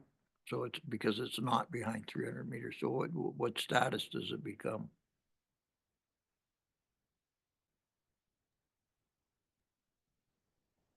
Through your worship, that building, yes, essentially it would have a legal non-complying setback because it was there prior to the existence of this more restrictive zoning, which is proposed. Okay, thank you. Thank you. We have a motion on the table. All in favor? 1, 2, 3, and that is carried. Thank you. And we have the second piece of this. Nope, did I sign the right thing? Yeah. Okay. Date this. November 18th. Okay, we have a motion. This was also deferred from November 4th. We have a motion that bylaw number 2024-104, being a bylaw to amend Township of Seguin zoning bylaw number 2006-125, property roll number 4903-010-007-01000, 128 Clear Lake Road, application number R 2024-0024-H for 2123274 Ontario Inc. is hereby deemed to have been read a first, second, and third time and passed by council. All in favor? Thank you, and that is carried. Thank you. Oh, okay. I have a motion that bylaw number 2024-116, being a bylaw to authorize the mayor and clerk to execute and affix the corporate seal to a memorandum of understanding for snow plowing Blackstone Crane Lake Road between the Corporation of the Township of Archipelago and the Corporation of the Township of Seguin is hereby deemed to have been read a first, second, and third time and passed by council. You have a very comprehensive report here. Tom or maybe Debbie? Tom, do you want to speak to this? But first I need to get the motion on the table. Ken and Greg, thank you. Okay, over to you, Tom. Thank you, Mayor and Council. Yeah, this is very similar, almost the exact same from last year, where Archipelago provided just snow plowing services along Blackstone Crane Lake. For them, that's a very busy road. For us, it's not as high in a priority. So, in the event of a major storm where we might be falling behind a little bit, they'll just drop their blade and go into their own township as they're driving by anyway. So here for any questions. Does council have any questions? Councillor Bazin. So Tom, I assume that this is in the spirit of cooperation with the Archipelago, and financially it's kind of a wash, is it? Or Yeah, I mean, we didn't get one done last year, just based on what the winter provided us. But it's definitely kind of an ace in our back pocket, and it's a good collaboration with our neighbor as well. Thank you. All in favor? Thank you. Thanks, Tom. And I believe we have Michelle to talk us through the financial update. Yep. Hi, Michelle. Over to you. Hi, good afternoon, Madam Mayor. Thank you. This is our financial update to November 6th. It continues our improving trend. We're still seeing a deficit of 137,000, but it's an improvement in the last month from 161,000. And I'm here to answer any questions that council may have. Any questions? No, this is the financial update. It's not the budget. Councillor Mazinski. So Michelle, I see that there are more properties in arrears. Hopefully mine isn't included. But is there any likelihood that there's going to be a lot more properties that can't meet their obligations, in your opinion, or? We haven't seen a real increase in significant delinquency. And when I say significant delinquency, I mean that we have to put into tax registration. We do like to work with our ratepayers to try to help them make their payments and meet their obligations.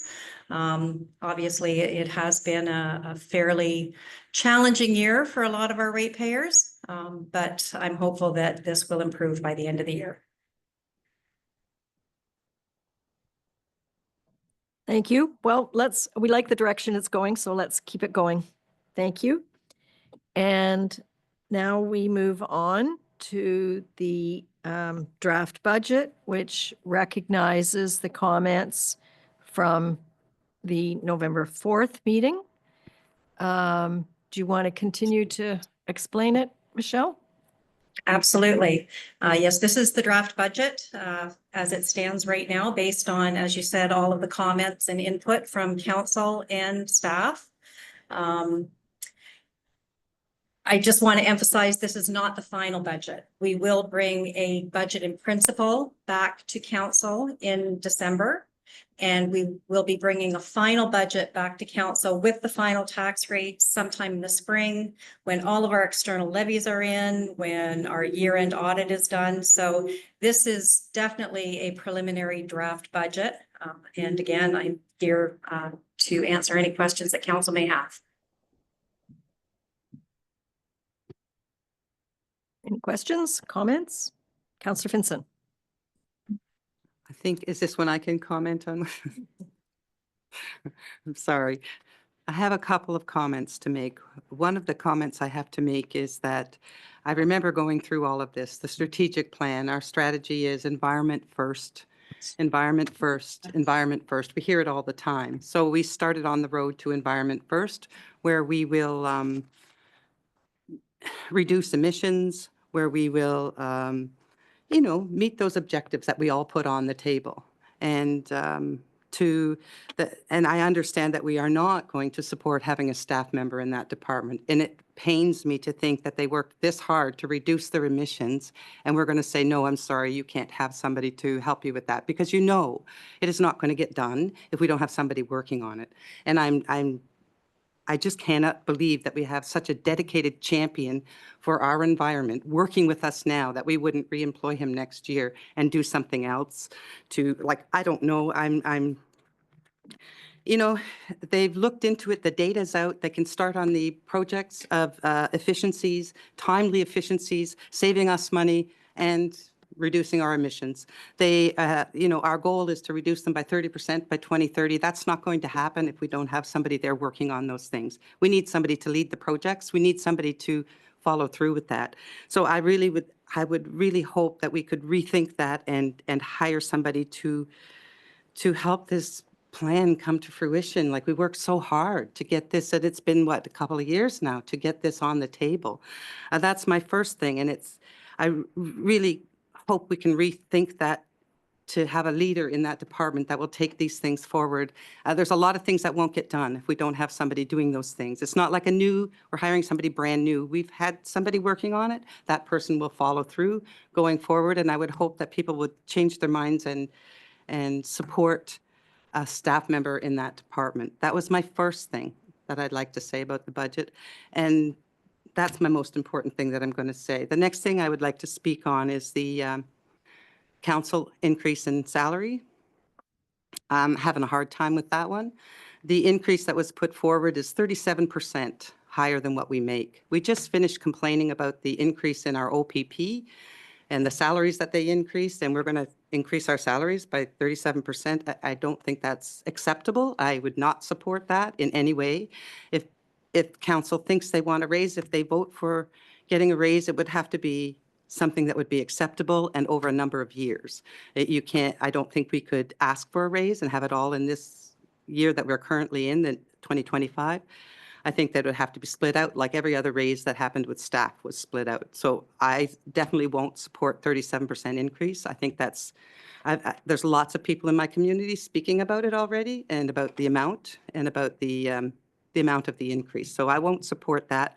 If you decide, I hope if council goes the other way and decides for the increase, that they would make a reasonable increase that we would say, oh, that was a reasonable increase. You know, DSAB is increasing by 5%. Staff got a raise by this percent. I don't know of anybody who gets a raise of 37% in one go. So I wouldn't support that. Those were the only two things I want to talk about from the budget. Thank you. Thank you. Any other comments? Well, I'm going to weigh in here.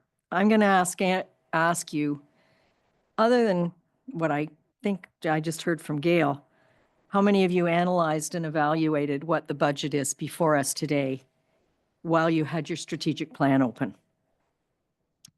You approved it. The community wrote it. The strategic plan isn't just a document that sits on a shelf. It's comprised of what we promised to the community, and we made commitments in it to our ratepayers. And they asked us to incorporate these promises for all of 2026 and beyond. And as Gail said, we said we would have an unwavering commitment to prioritizing the environment, and that's a quote you approved. We said we would provide an exceptional quality of life for all. That's a quote. And we would enhance the day-to-day life for everyone in our natural community. That's a quote you approved. By canceling the position of climate change leader, we're not prioritizing the environment. We're clearly not investing in our team. And we're clearly not engaging our community as the public requested. These are all promises that you can find on page 6 of the strategic plan.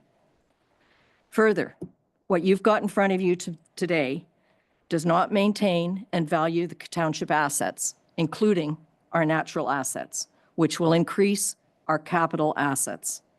It clearly doesn't protect the natural environment. It clearly doesn't invest in anything responsibly.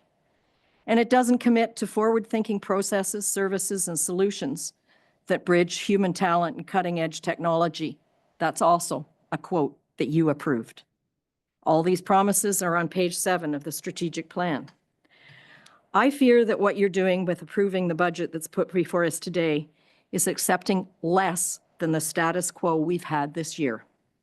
Because I think you're afraid that a percentage or two of tax increases will harm your ratepayers and perhaps your chance of a re-election in 2026. As laid out in your budget package, the average single-family detached home taxes will increase by $63.33. This is the blended rate, which includes a 21% OPP increase and a 37% wage increase for yourself. To invest in the future and accept a tax increase, I believe that our ratepayers want us to lead and they want us to grow, and I think they will accept more than $63 on the average of house. I fear that this approval of this budget's taking us backwards and will cancel the following projects, some of which are in our work plan, some of which were on Jason's wall. We won't be incorporating the energy audits of all our buildings.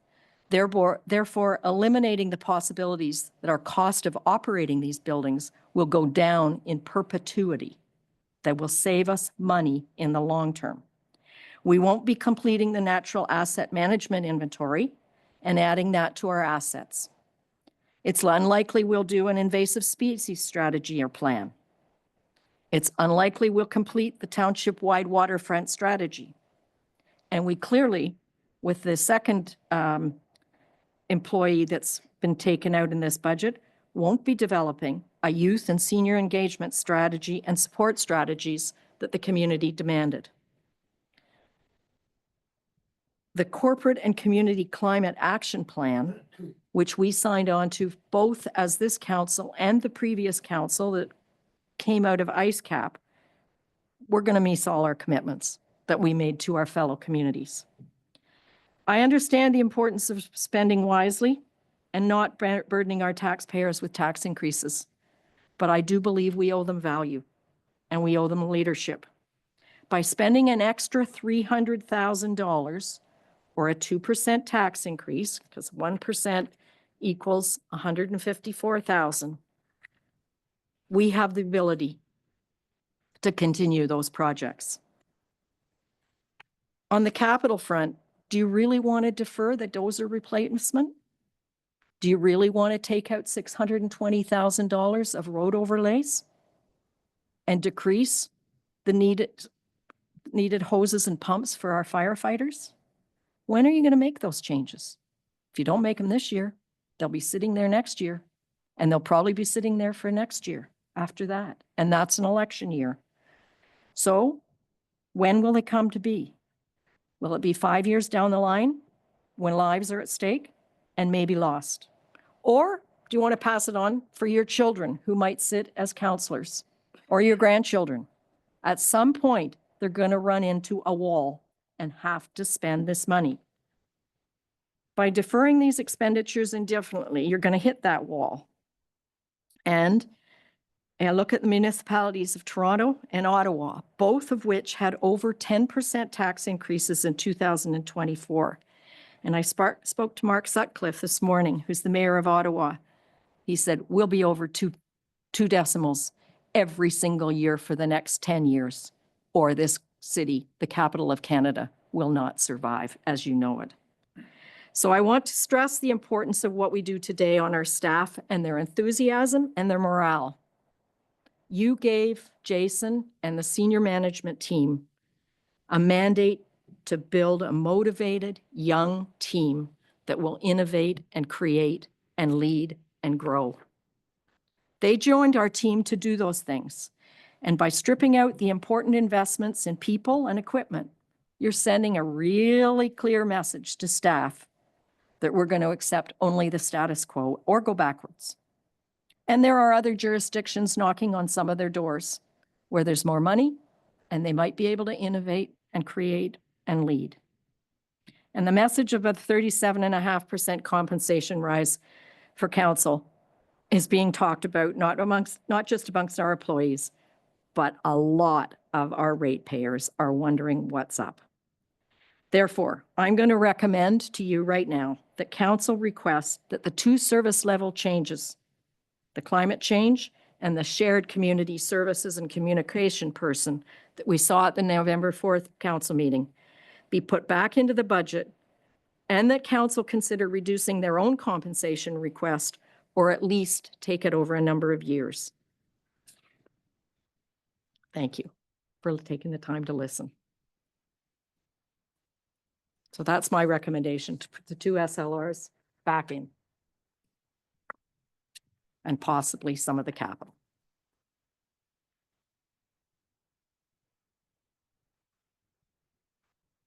No comments? Go ahead. Thank you, Worship, members of council. Today, we're presenting you with a draft budget. There's a lot to take in here, and I'm confident there's a lot of questions. We have set the special meeting of council for December 9th, if I'm remembering correctly, where we would hope to be able to provisionally approve and essentially enable staff to get working on January one targets for, especially for things like procurement of some of our larger assets or projects.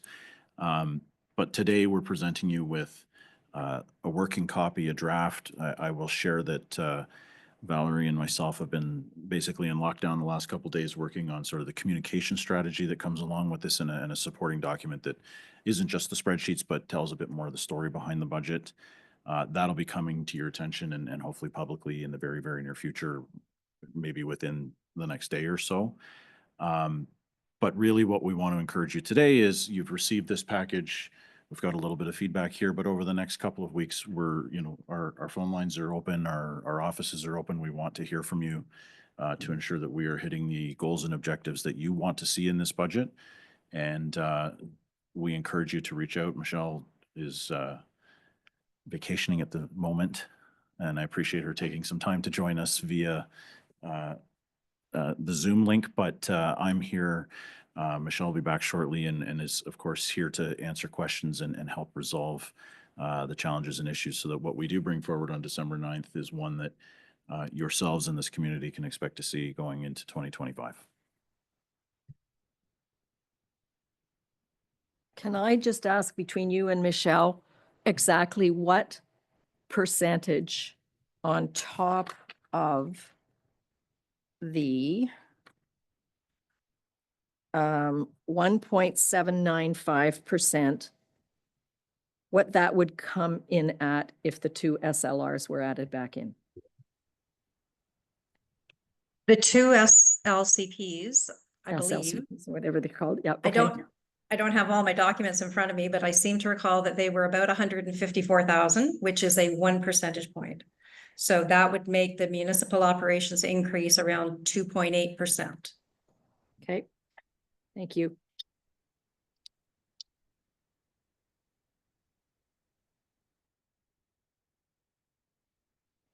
No other comments or questions? And what you're presenting, you and Valerie are working on, we'll get as soon as it's ready, before the 9th. Oh yeah, you'll have it in hopefully in the next 24 hours or so, and it's a bit of a summary of what happens departmentally throughout the organization and what the budget impacts are based on what's presented in this package that's before you today. So that should come to your attention, like I say, in the next 24 hours. We're hopeful to have it for you today, but there's a lot of moving pieces and it's a fairly sizable effort. So we're putting the final touches on. Council, you'll get it, and once you've endorsed and say it's okay, we will share it publicly as well. Okay. Thank you. Remember, there's some. Okay, you want to clarify? I want to clarify the process because I was hoping that that would come out, but Michelle, I hope you're still there because verify this. Staff were given the direction and notice has to go out because there has to be notice for 2 of the 3 items that staff were given direction on. So the direction we had been given previously hasn't really changed. You will see a notice for the proposed fees and charges bylaws because we have to pass those at the December meeting if they're effective January. You'll see notice on the council remuneration because again, it would have to be passed in December in order to be effective January.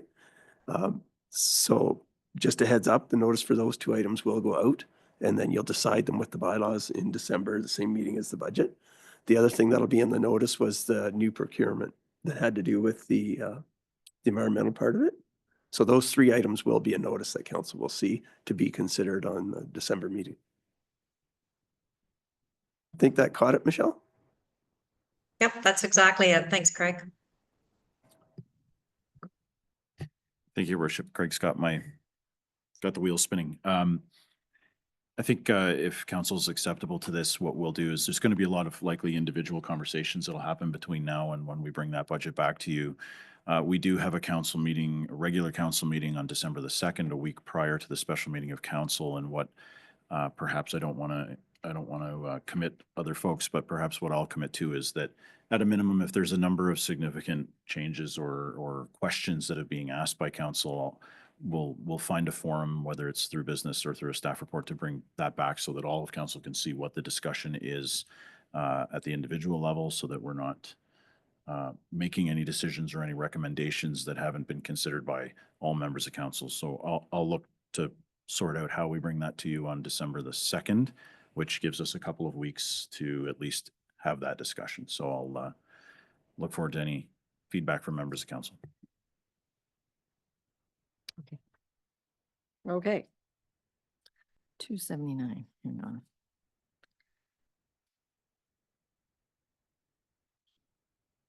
on. Okay, we move on to some interesting correspondence from the Near North District School Board, who don't seem to want to appear in front of council.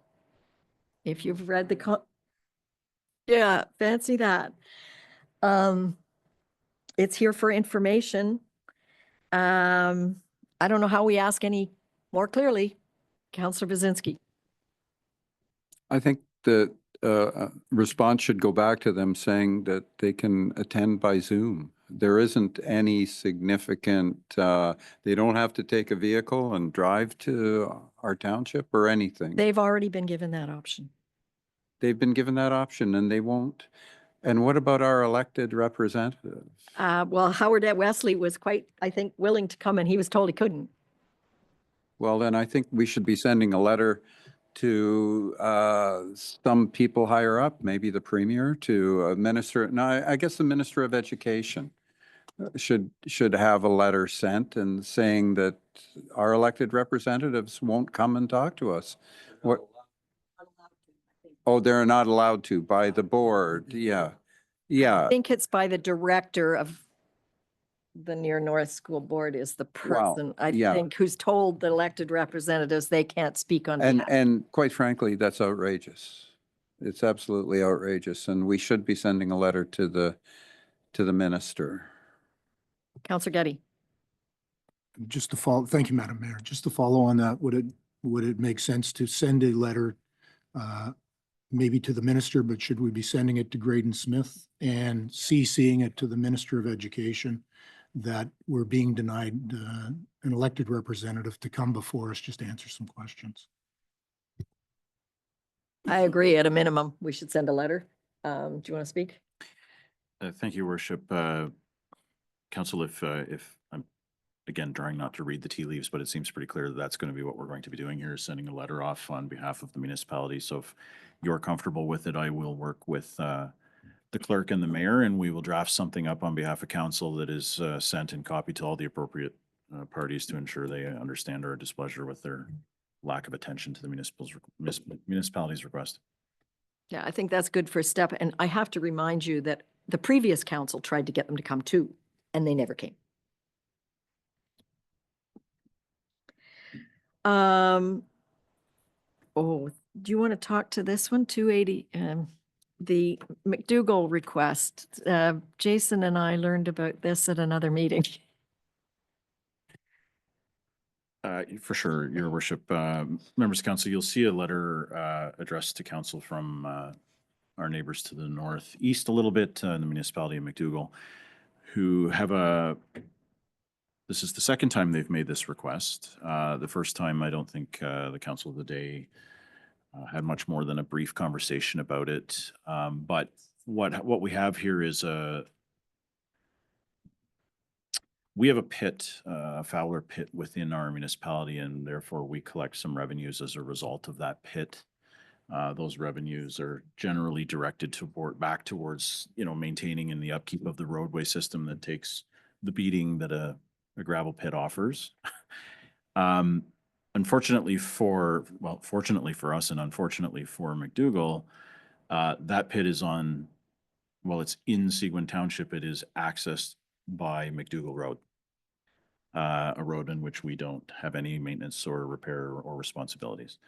So the mayor and clerk and the CAO of McDougall have asked us to have some consideration into perhaps some cost sharing associated with the revenues that we collect on as a result of that pit, given their expenses associated with maintaining that roadway system.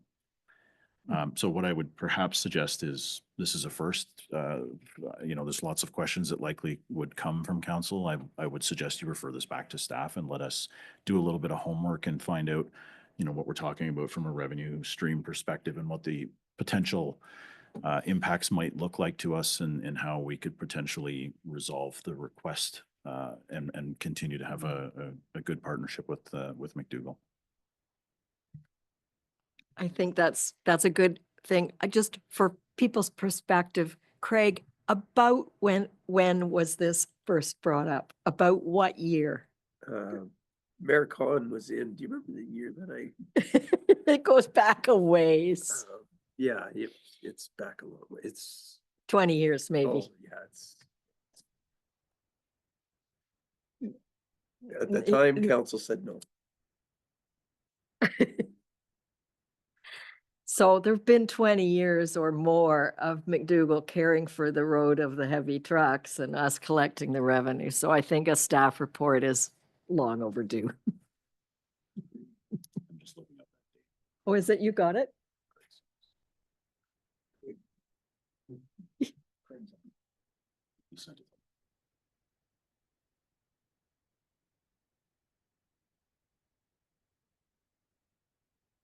Okay, over to you. We'll include it in the report when we report back on when the last request was made. Okay, the next one is us, this is picking up from something that was in correspondence in a previous council package that we're looking, and Jason and I listened to a lot of this at the FCM conference in Calgary, that municipalities need more sources of significant revenue if we're going to survive. And so this is a long resolution, but it's a suggestion going back to another source of revenue, both federally and provincially, that several municipalities are asking for. So it's a resolution, and I will, bear with me, I will have to read it a long time, but I think we need to draw our line in the sand saying it's time for us to get some other sources. So whereas municipalities face growing infrastructure needs, including roads, bridges, public transit, water systems, and other critical services, which are essential to community well-being and economic development. And whereas the current sources of municipal revenue, including property taxes and user fees, are insufficient to meet these increasing demands for infrastructure investment. And whereas the province of Ontario currently collects the land transfer tax, known as the LTT, on property transactions in municipalities across the province, generating significant revenue that is not directly shared with the municipalities. And whereas the federal government collects the goods and services tax, the HST, on property transactions, a portion of which could be directed to municipalities to address local infrastructure needs. And whereas redistributing a portion of the provincial land transfer tax and the GST to municipalities would provide a predictable and sustainable source of funding for local infrastructure projects without creating a new tax burden on any residents or home buyers. And whereas a redistribution of a portion of the existing land transfer tax and GST would allow municipalities to better plan and invest in long-term infrastructure initiatives, supporting local economic growth and improving the quality of life for residents. Now therefore be it resolved that the Council of the Corporation of the Township of Seguin formally requests that the provincial government to consider redistributing a portion of land transfer tax collected on property transactions to municipalities. And further, that the Council of the Corporation of the Township of Seguin calls on the federal government to allocate a percentage of the GST collected on property sales to municipalities. And further, that the redistribution of the land transfer tax and GST should be structured to provide predictable and sustainable funding to municipalities, allowing for better long-term planning and investment in infrastructure projects that benefit local communities, thus ensuring that local governments receive a fair share of the revenue to address critical infrastructure needs. And further, that copies of this resolution be forwarded to the Right Honourable Justin Trudeau, Prime Minister, Honourable Doug Ford, Premier, Honourable Chrystia Freeland, Minister of Finance, Honourable Peter Bethlenfalvy, Ontario Minister of Finance, Honorable Paul Calandra, Minister of Municipal Affairs and Housing, Scott Aitchison, MP, Parry Sound, Muskoka, and Honorable Graydon Smith, MPP, Parry Sound, Muskoka. And further, that copies of this resolution be forwarded to the Federation of Canadian Municipalities and the Association of Municipalities of Ontario, AMO, for their endorsement and advocacy. Can I have anybody put this on the table? Councilor Getty. Councilor Fellner. All in favor? I hope it lands on some hearing ears. And I have a motion that bylaw number 2024-114, being a bylaw to appoint Trey Martin as municipal law enforcement officer, bylaw enforcement officer, animal control officer, and inspector under the Residential Tenancies Act for the Corporation of the Township of Seguin, is hereby deemed to have been read a first, second, and third time and passed by council. Terry? And all in favor? Thank you. And we have another one, a motion that bylaw number 2024-115, being a bylaw to appoint Ella Milne as a municipal law enforcement officer, bylaw enforcement officer, animal control officer, and an inspector under the Residential Tenancy Act for the Corporation of the Township of Seguin, is hereby deemed to have been read a first, second, and third time and passed by council. A couple movers, Greg, Mario. All in favor? So as of now, we have a full bylaw department again. Council reports. Ward 1.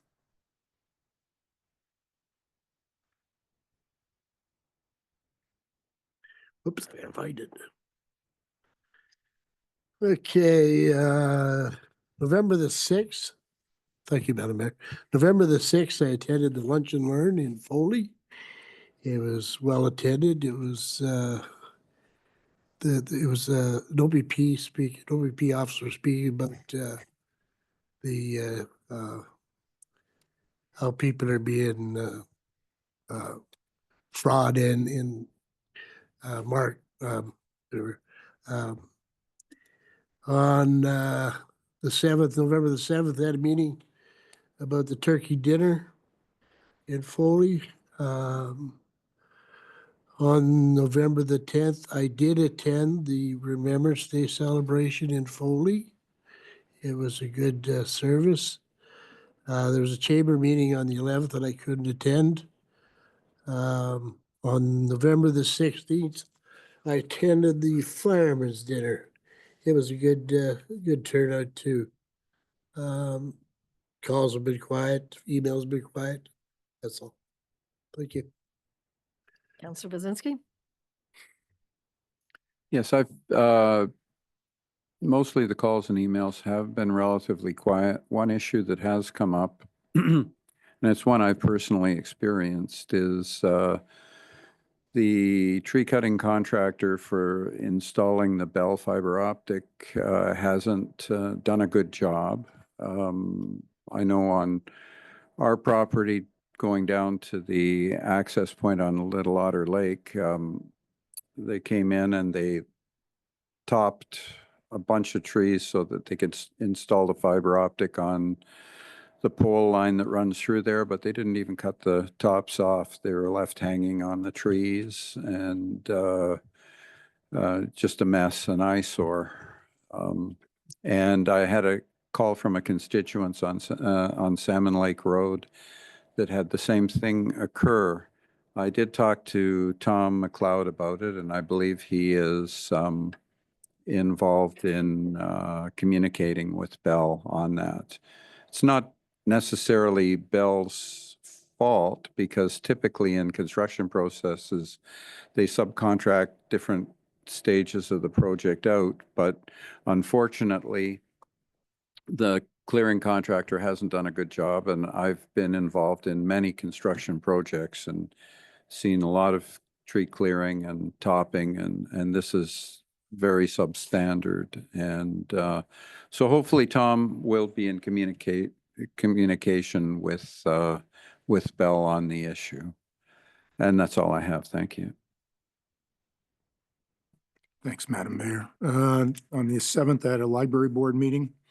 On the 11th, I had the pleasure of attending the Remembrance Day ceremony at Humphrey Public School. Councillor Finson was there as well. Again, I will sing the praises of the arts program and how lucky we are as a community to have the programs that are in place at that school. The 13th of November, I had a Committee of Adjustment meeting. And I also had the opportunity to attend the firefighters recognition dinner. I'll leave that to Jason to speak about, but it was extremely impressive. And unlike the two councillors to my right, my phone has been blowing up for the last 2 weeks. So thanks very much.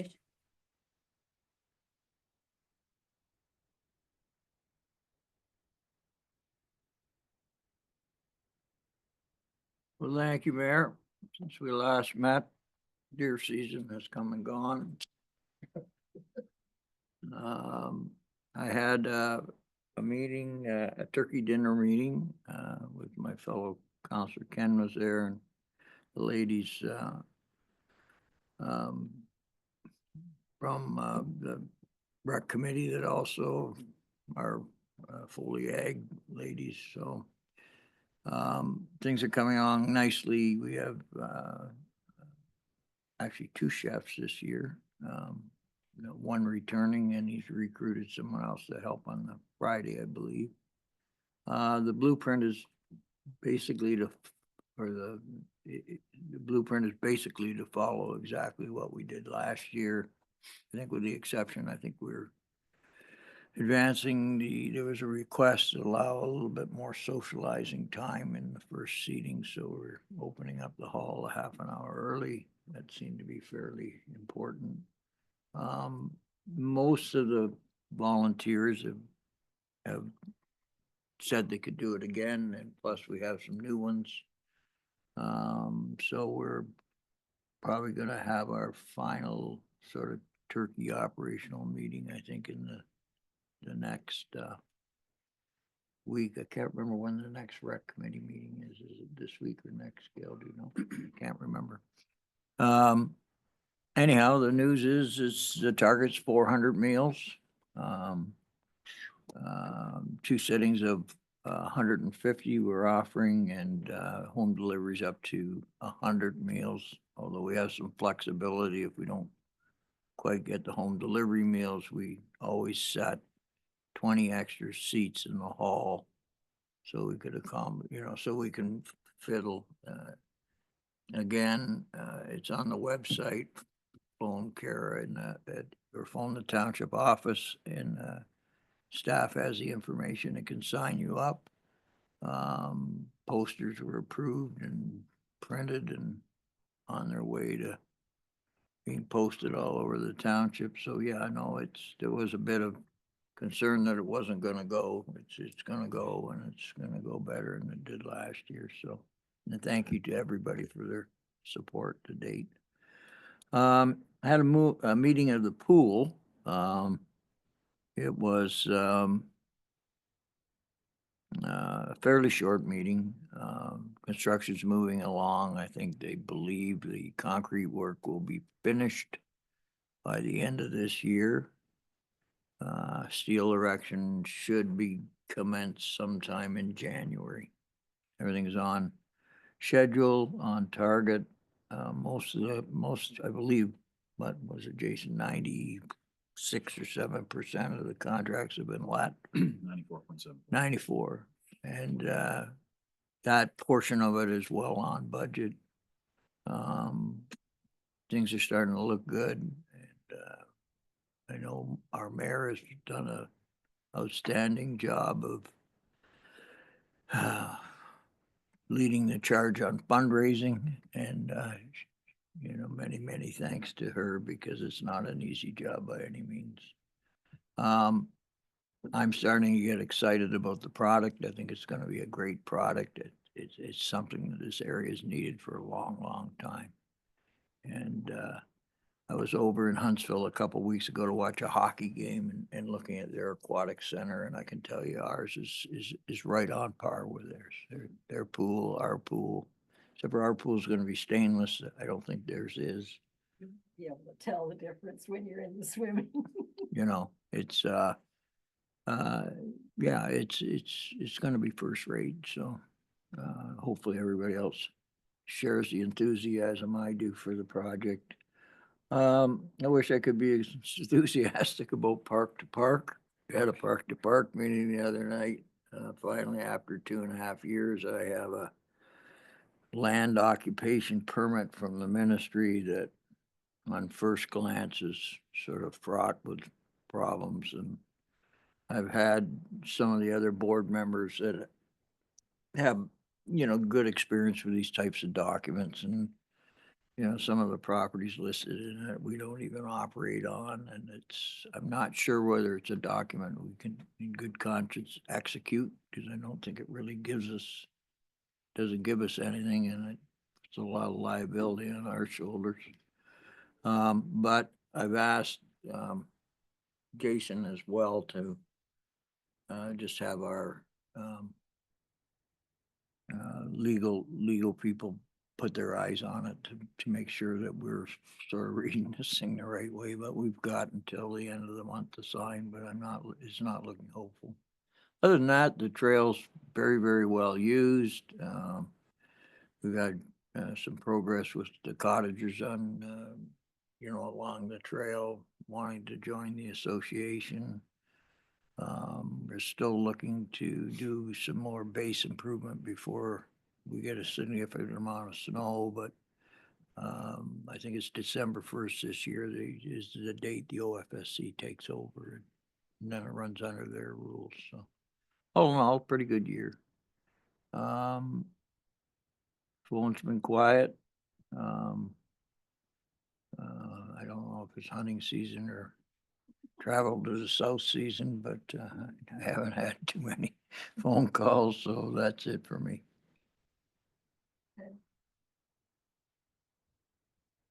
Thank you, Mayor. We started off with, in November, started off with a DSAB, a normal DSAB meeting. It wasn't long at all, but it was just a normal meeting. We had a business meeting as well. Again, I've handed in my questionnaire. I'm ready to get back results from that from staff. I had went to the Remembrance Day celebration in Orville on the 11th. I attended that. There was a group of citizens concerned about some flag in Orville that I took care of. That's a done deal.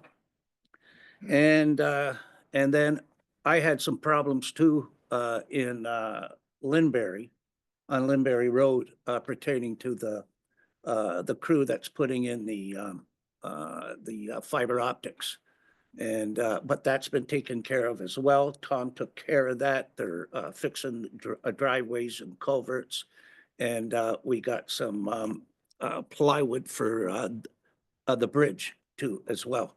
That was paid for by the crew that damaged the driveways and bridge and so on and so forth. So Tom, I got to give him a high five, which I always do, because he usually when I call him up, he gets it done right away, and I'm thankful for that. And that's it.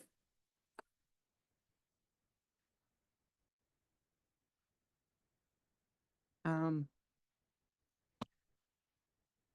November the 5th, I had a Rosso Caring Community meeting. We discussed the lunch and learn that we had, what worked, what didn't work, what to do going forward. We also discussed, there's been some interest in a bus trip for the seniors. And so we have decided we're going to take them to Midland, to St. Marie among the Hurons before Christmas. So the Rosso Lake College is going to give us the bus, the driver. We're covered by Belvedere Heights. So more trips in the future. That was one of the things that they asked for. Also, we're going to use the hut again for our lunch and learn tomorrow, giving them giving them another chance. So we're positive it's going to be stew and biscuits. It should be delightful. On November the 10th, I set up for the service at the Rosso Community. Well, on the 9th, I set up for the service on the 9th. On the 10th for the Remembrance Day service. Scott and Graydon showed up, and it was a lovely service. We served a little bit of snacks and tea and coffee, and it went really well. Yeah, I read out the wreaths, and then I went to get mine because I put myself at the end, and there was no wreaths left. Anyway, so I just pretended I laid a wreath. Anyway, it went very well. There was 70 people there, by the way. So we haven't had 70 people out to Remembrance Day service in a long time. Having it indoors made a huge difference to the community. On November the 11th, I went to Humphrey School. Councillor Getty was there as well to watch their service. It was fantastic. I'd forgotten how much I missed being in a school and the little people. I spoke with the principal. I think I'm going to give them a day a week or something to do whatever they want. Anyway, so it was just delightful. Really, really nice. Been working on the turkey dinner, calling volunteers, and if anybody's listening, any staff who would like to volunteer, it is on December the 7th. And 2 sittings, as we discussed. Anyway, any help you can give would be appreciated. Just send me an email. You can help the night before or the day of. Had a DSAB meeting on the November 13th. They did say that they have more daycare spots now. They're really doing well with daycare spots. So they have gotten some more spots, and that was quite a big announcement. Tammy was very pleased with that. I called MTO to find out about the docks at Sucker Bay. And so I called them. I never heard back. I haven't heard back. It's been about a week or so. But then I got in touch with Graydon's office, and I got in touch with them. I wrote them a letter saying, could you please look into this? And I haven't heard from them either. So it's not an easy thing to ask about, I guess. So I just wanted to find out because a lot of people are asking me, and I know Bylaw doesn't know any more than I do at this point. So I called the number that was given to me by Bylaw, and they didn't respond. So I just wanted to know I'm trying, and I will get through to them eventually. And that's all I have. Thank you. Yeah. Forgot one thing. I did attend the firefighters recognition evening Saturday. Thank you. Terry, a question for you. How are you doing for donations to pay for the turkey dinner? Have you covered them? I don't know. Okay. I just, I'm not really worried about that too, you know. okay, but if you need more, we can put the request out. That's all to the community because I got 2 for you from last year. Okay.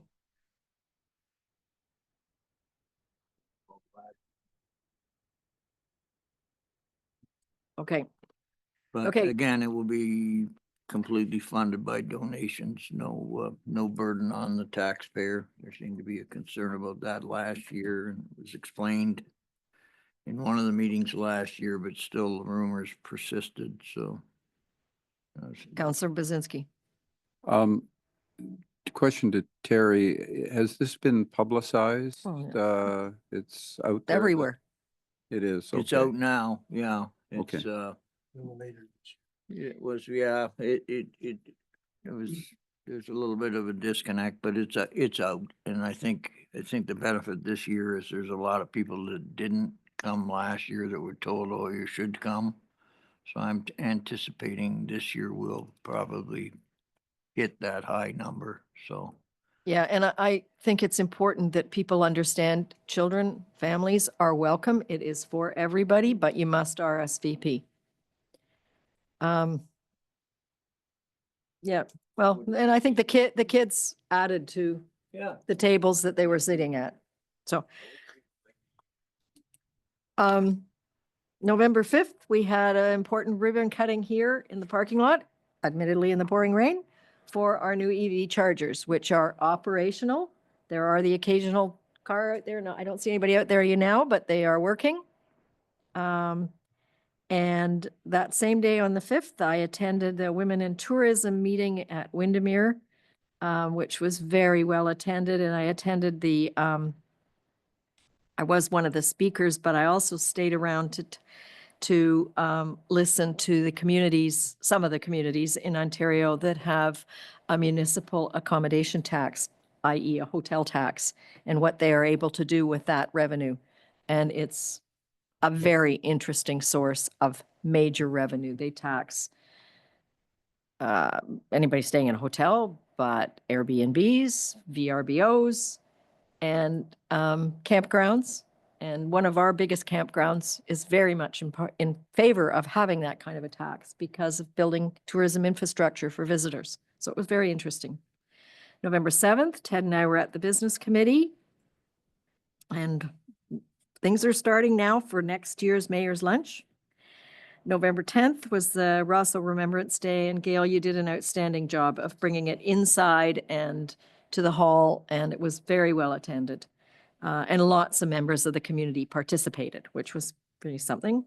November 13th, we had the Pool and Rec Center meeting.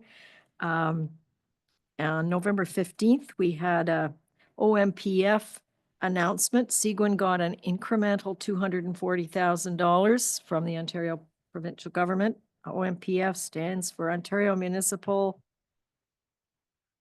something or other fund. Anyways, our allocation went up by $240,000, and Michelle said, just say thank you. We don't know why. November 16th, obviously, was the firefighter dinner, and it was very well attended and nice to see some of the families there. The fundraising for the pool and rec center is going well. Many of you may have heard about the Moose Matching Campaign, which is coming to an end this Saturday, the 23rd of November. If you want to make a donation and have your donation doubled, now's the time. Our anonymous donor has put in writing that he will match donations up to $100,000. We've already raised $122,000 under this campaign, and he has said he can go a little above 100. So I haven't told him how big it is yet, and I won't till Saturday. But the community is invited this Saturday from 12 till 2 to close the campaign off at Maurizio's Pizza from 12 till 2. It's come and have a piece of pizza. It's not get a whole pizza for your family, but come and have a free piece of pizza. There's not a lot of area to hang around on. It could be chilly, but kids and families are welcome. And that will be the end of the Moose 6-month campaign. And it's really been exciting to see some of the groups that have stepped forward. The medical professionals, which include some of the pharmacies, are up over $40,000 now. The retired teachers are over 30. So these are people that understand what a recreation and culture center can do for a community and health and wellness. So I encourage all of you to get involved. And yeah, Terry's right. It's going to be a pretty damn good facility with things for a lot of kinds of people. Yeah. So thank you, and over to you. I'll start with the clarification on what the OMPF is, which is the Ontario Municipal Partnership Fund. Partnership. Okay, thank you. Just a couple quick updates for council and the community. The township continues to take some rather decisive steps to complete the official plan, emphasizing progress on alignment with the newly enacted 2024 provincial policy statement. So there is a new page at letsconnectseguin.ca for all the most current updates. So please feel free to visit if you're interested. Also, the township is inviting the community to participate in our branding exercise to determine how our visual identity should evolve. The first stage requires input from residents and stakeholders. There'll be a digital survey available at letsconnectseguin.ca later this week. So please watch our social media and websites for details. And of course, paper copies will be available at the township office. I think I'm going to reiterate some of the stuff that you folks have already shared, but I'll do it anyways. Several events, specifically holiday events coming down the pipeline here, including the township's annual Santa Skate, which will be held on December 15th. Mark your calendars. That's a community favorite. And as noted, the Recreation and Culture Committee is hosting its second annual free community turkey dinner, December 7th, being hosted in Orville once again. The Seguin Kids Christmas Party, be December 14th. And the committee is also finalizing plans for a New Year's event. So again, watch the township social media channels for details.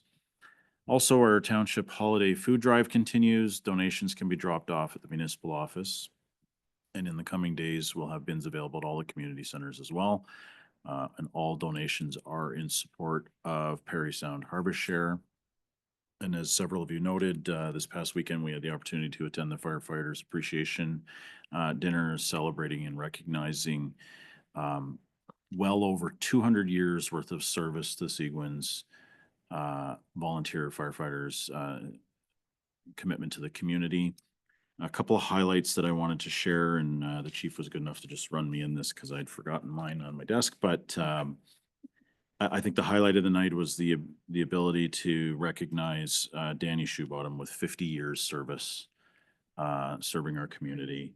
And Danny still continues to be active in the fire service and serves as the fire services chaplain and is there as a mentor and a set of ears, as he puts it, to listen to folks who need to talk through things.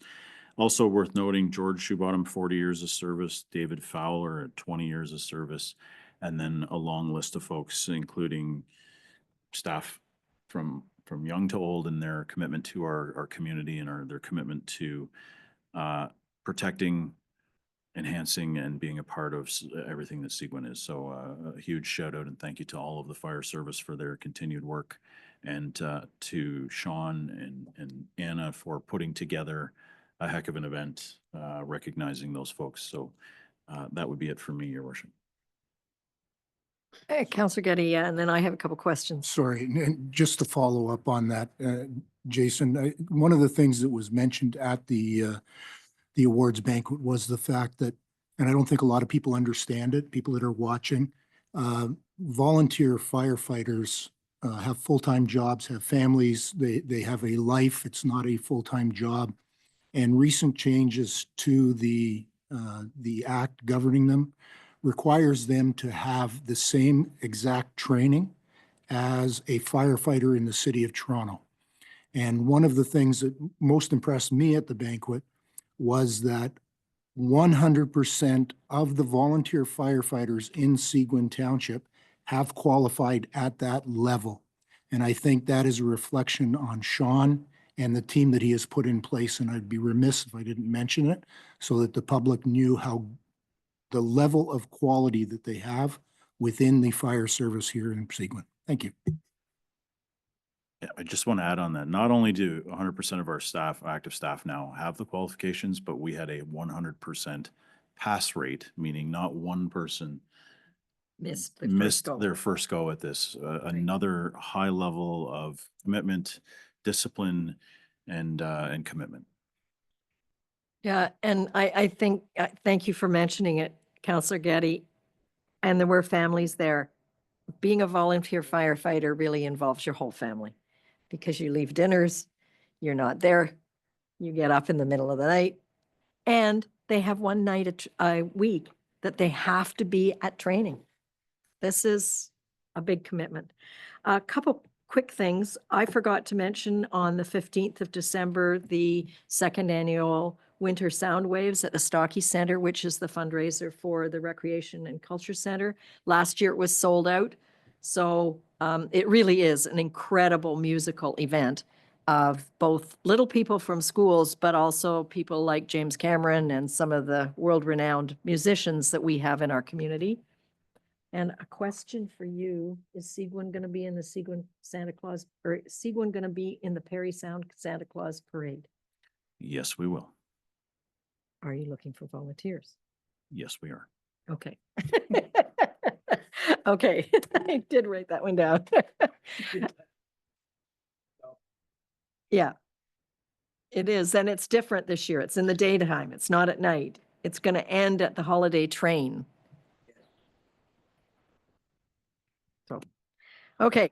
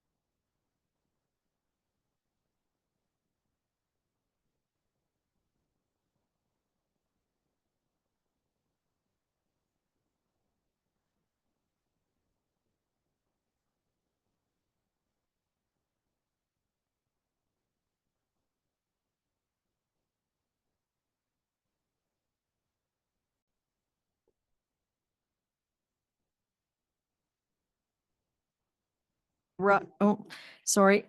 I have a motion that the council of the corporation of the township of Seguin does hereby rise from closed session and declare the regular meeting reconvened at 5:29 PM. Mover, Terry. All in favor? Thank you. And I have a motion that the bylaw number 2024-111, being a bylaw to confirm the proceedings of meetings of council, is hereby deemed to have been read a first, second, and third time and passed by council. Neil and Greg, all in favor? Hands go up pretty quickly here. And I have a motion that the council of the corporation of the township of Seguin does hereby adjourn this regular meeting at 5:30 PM to meet again on Monday, December 2nd, 2024, or at the call of the mayor. Okay,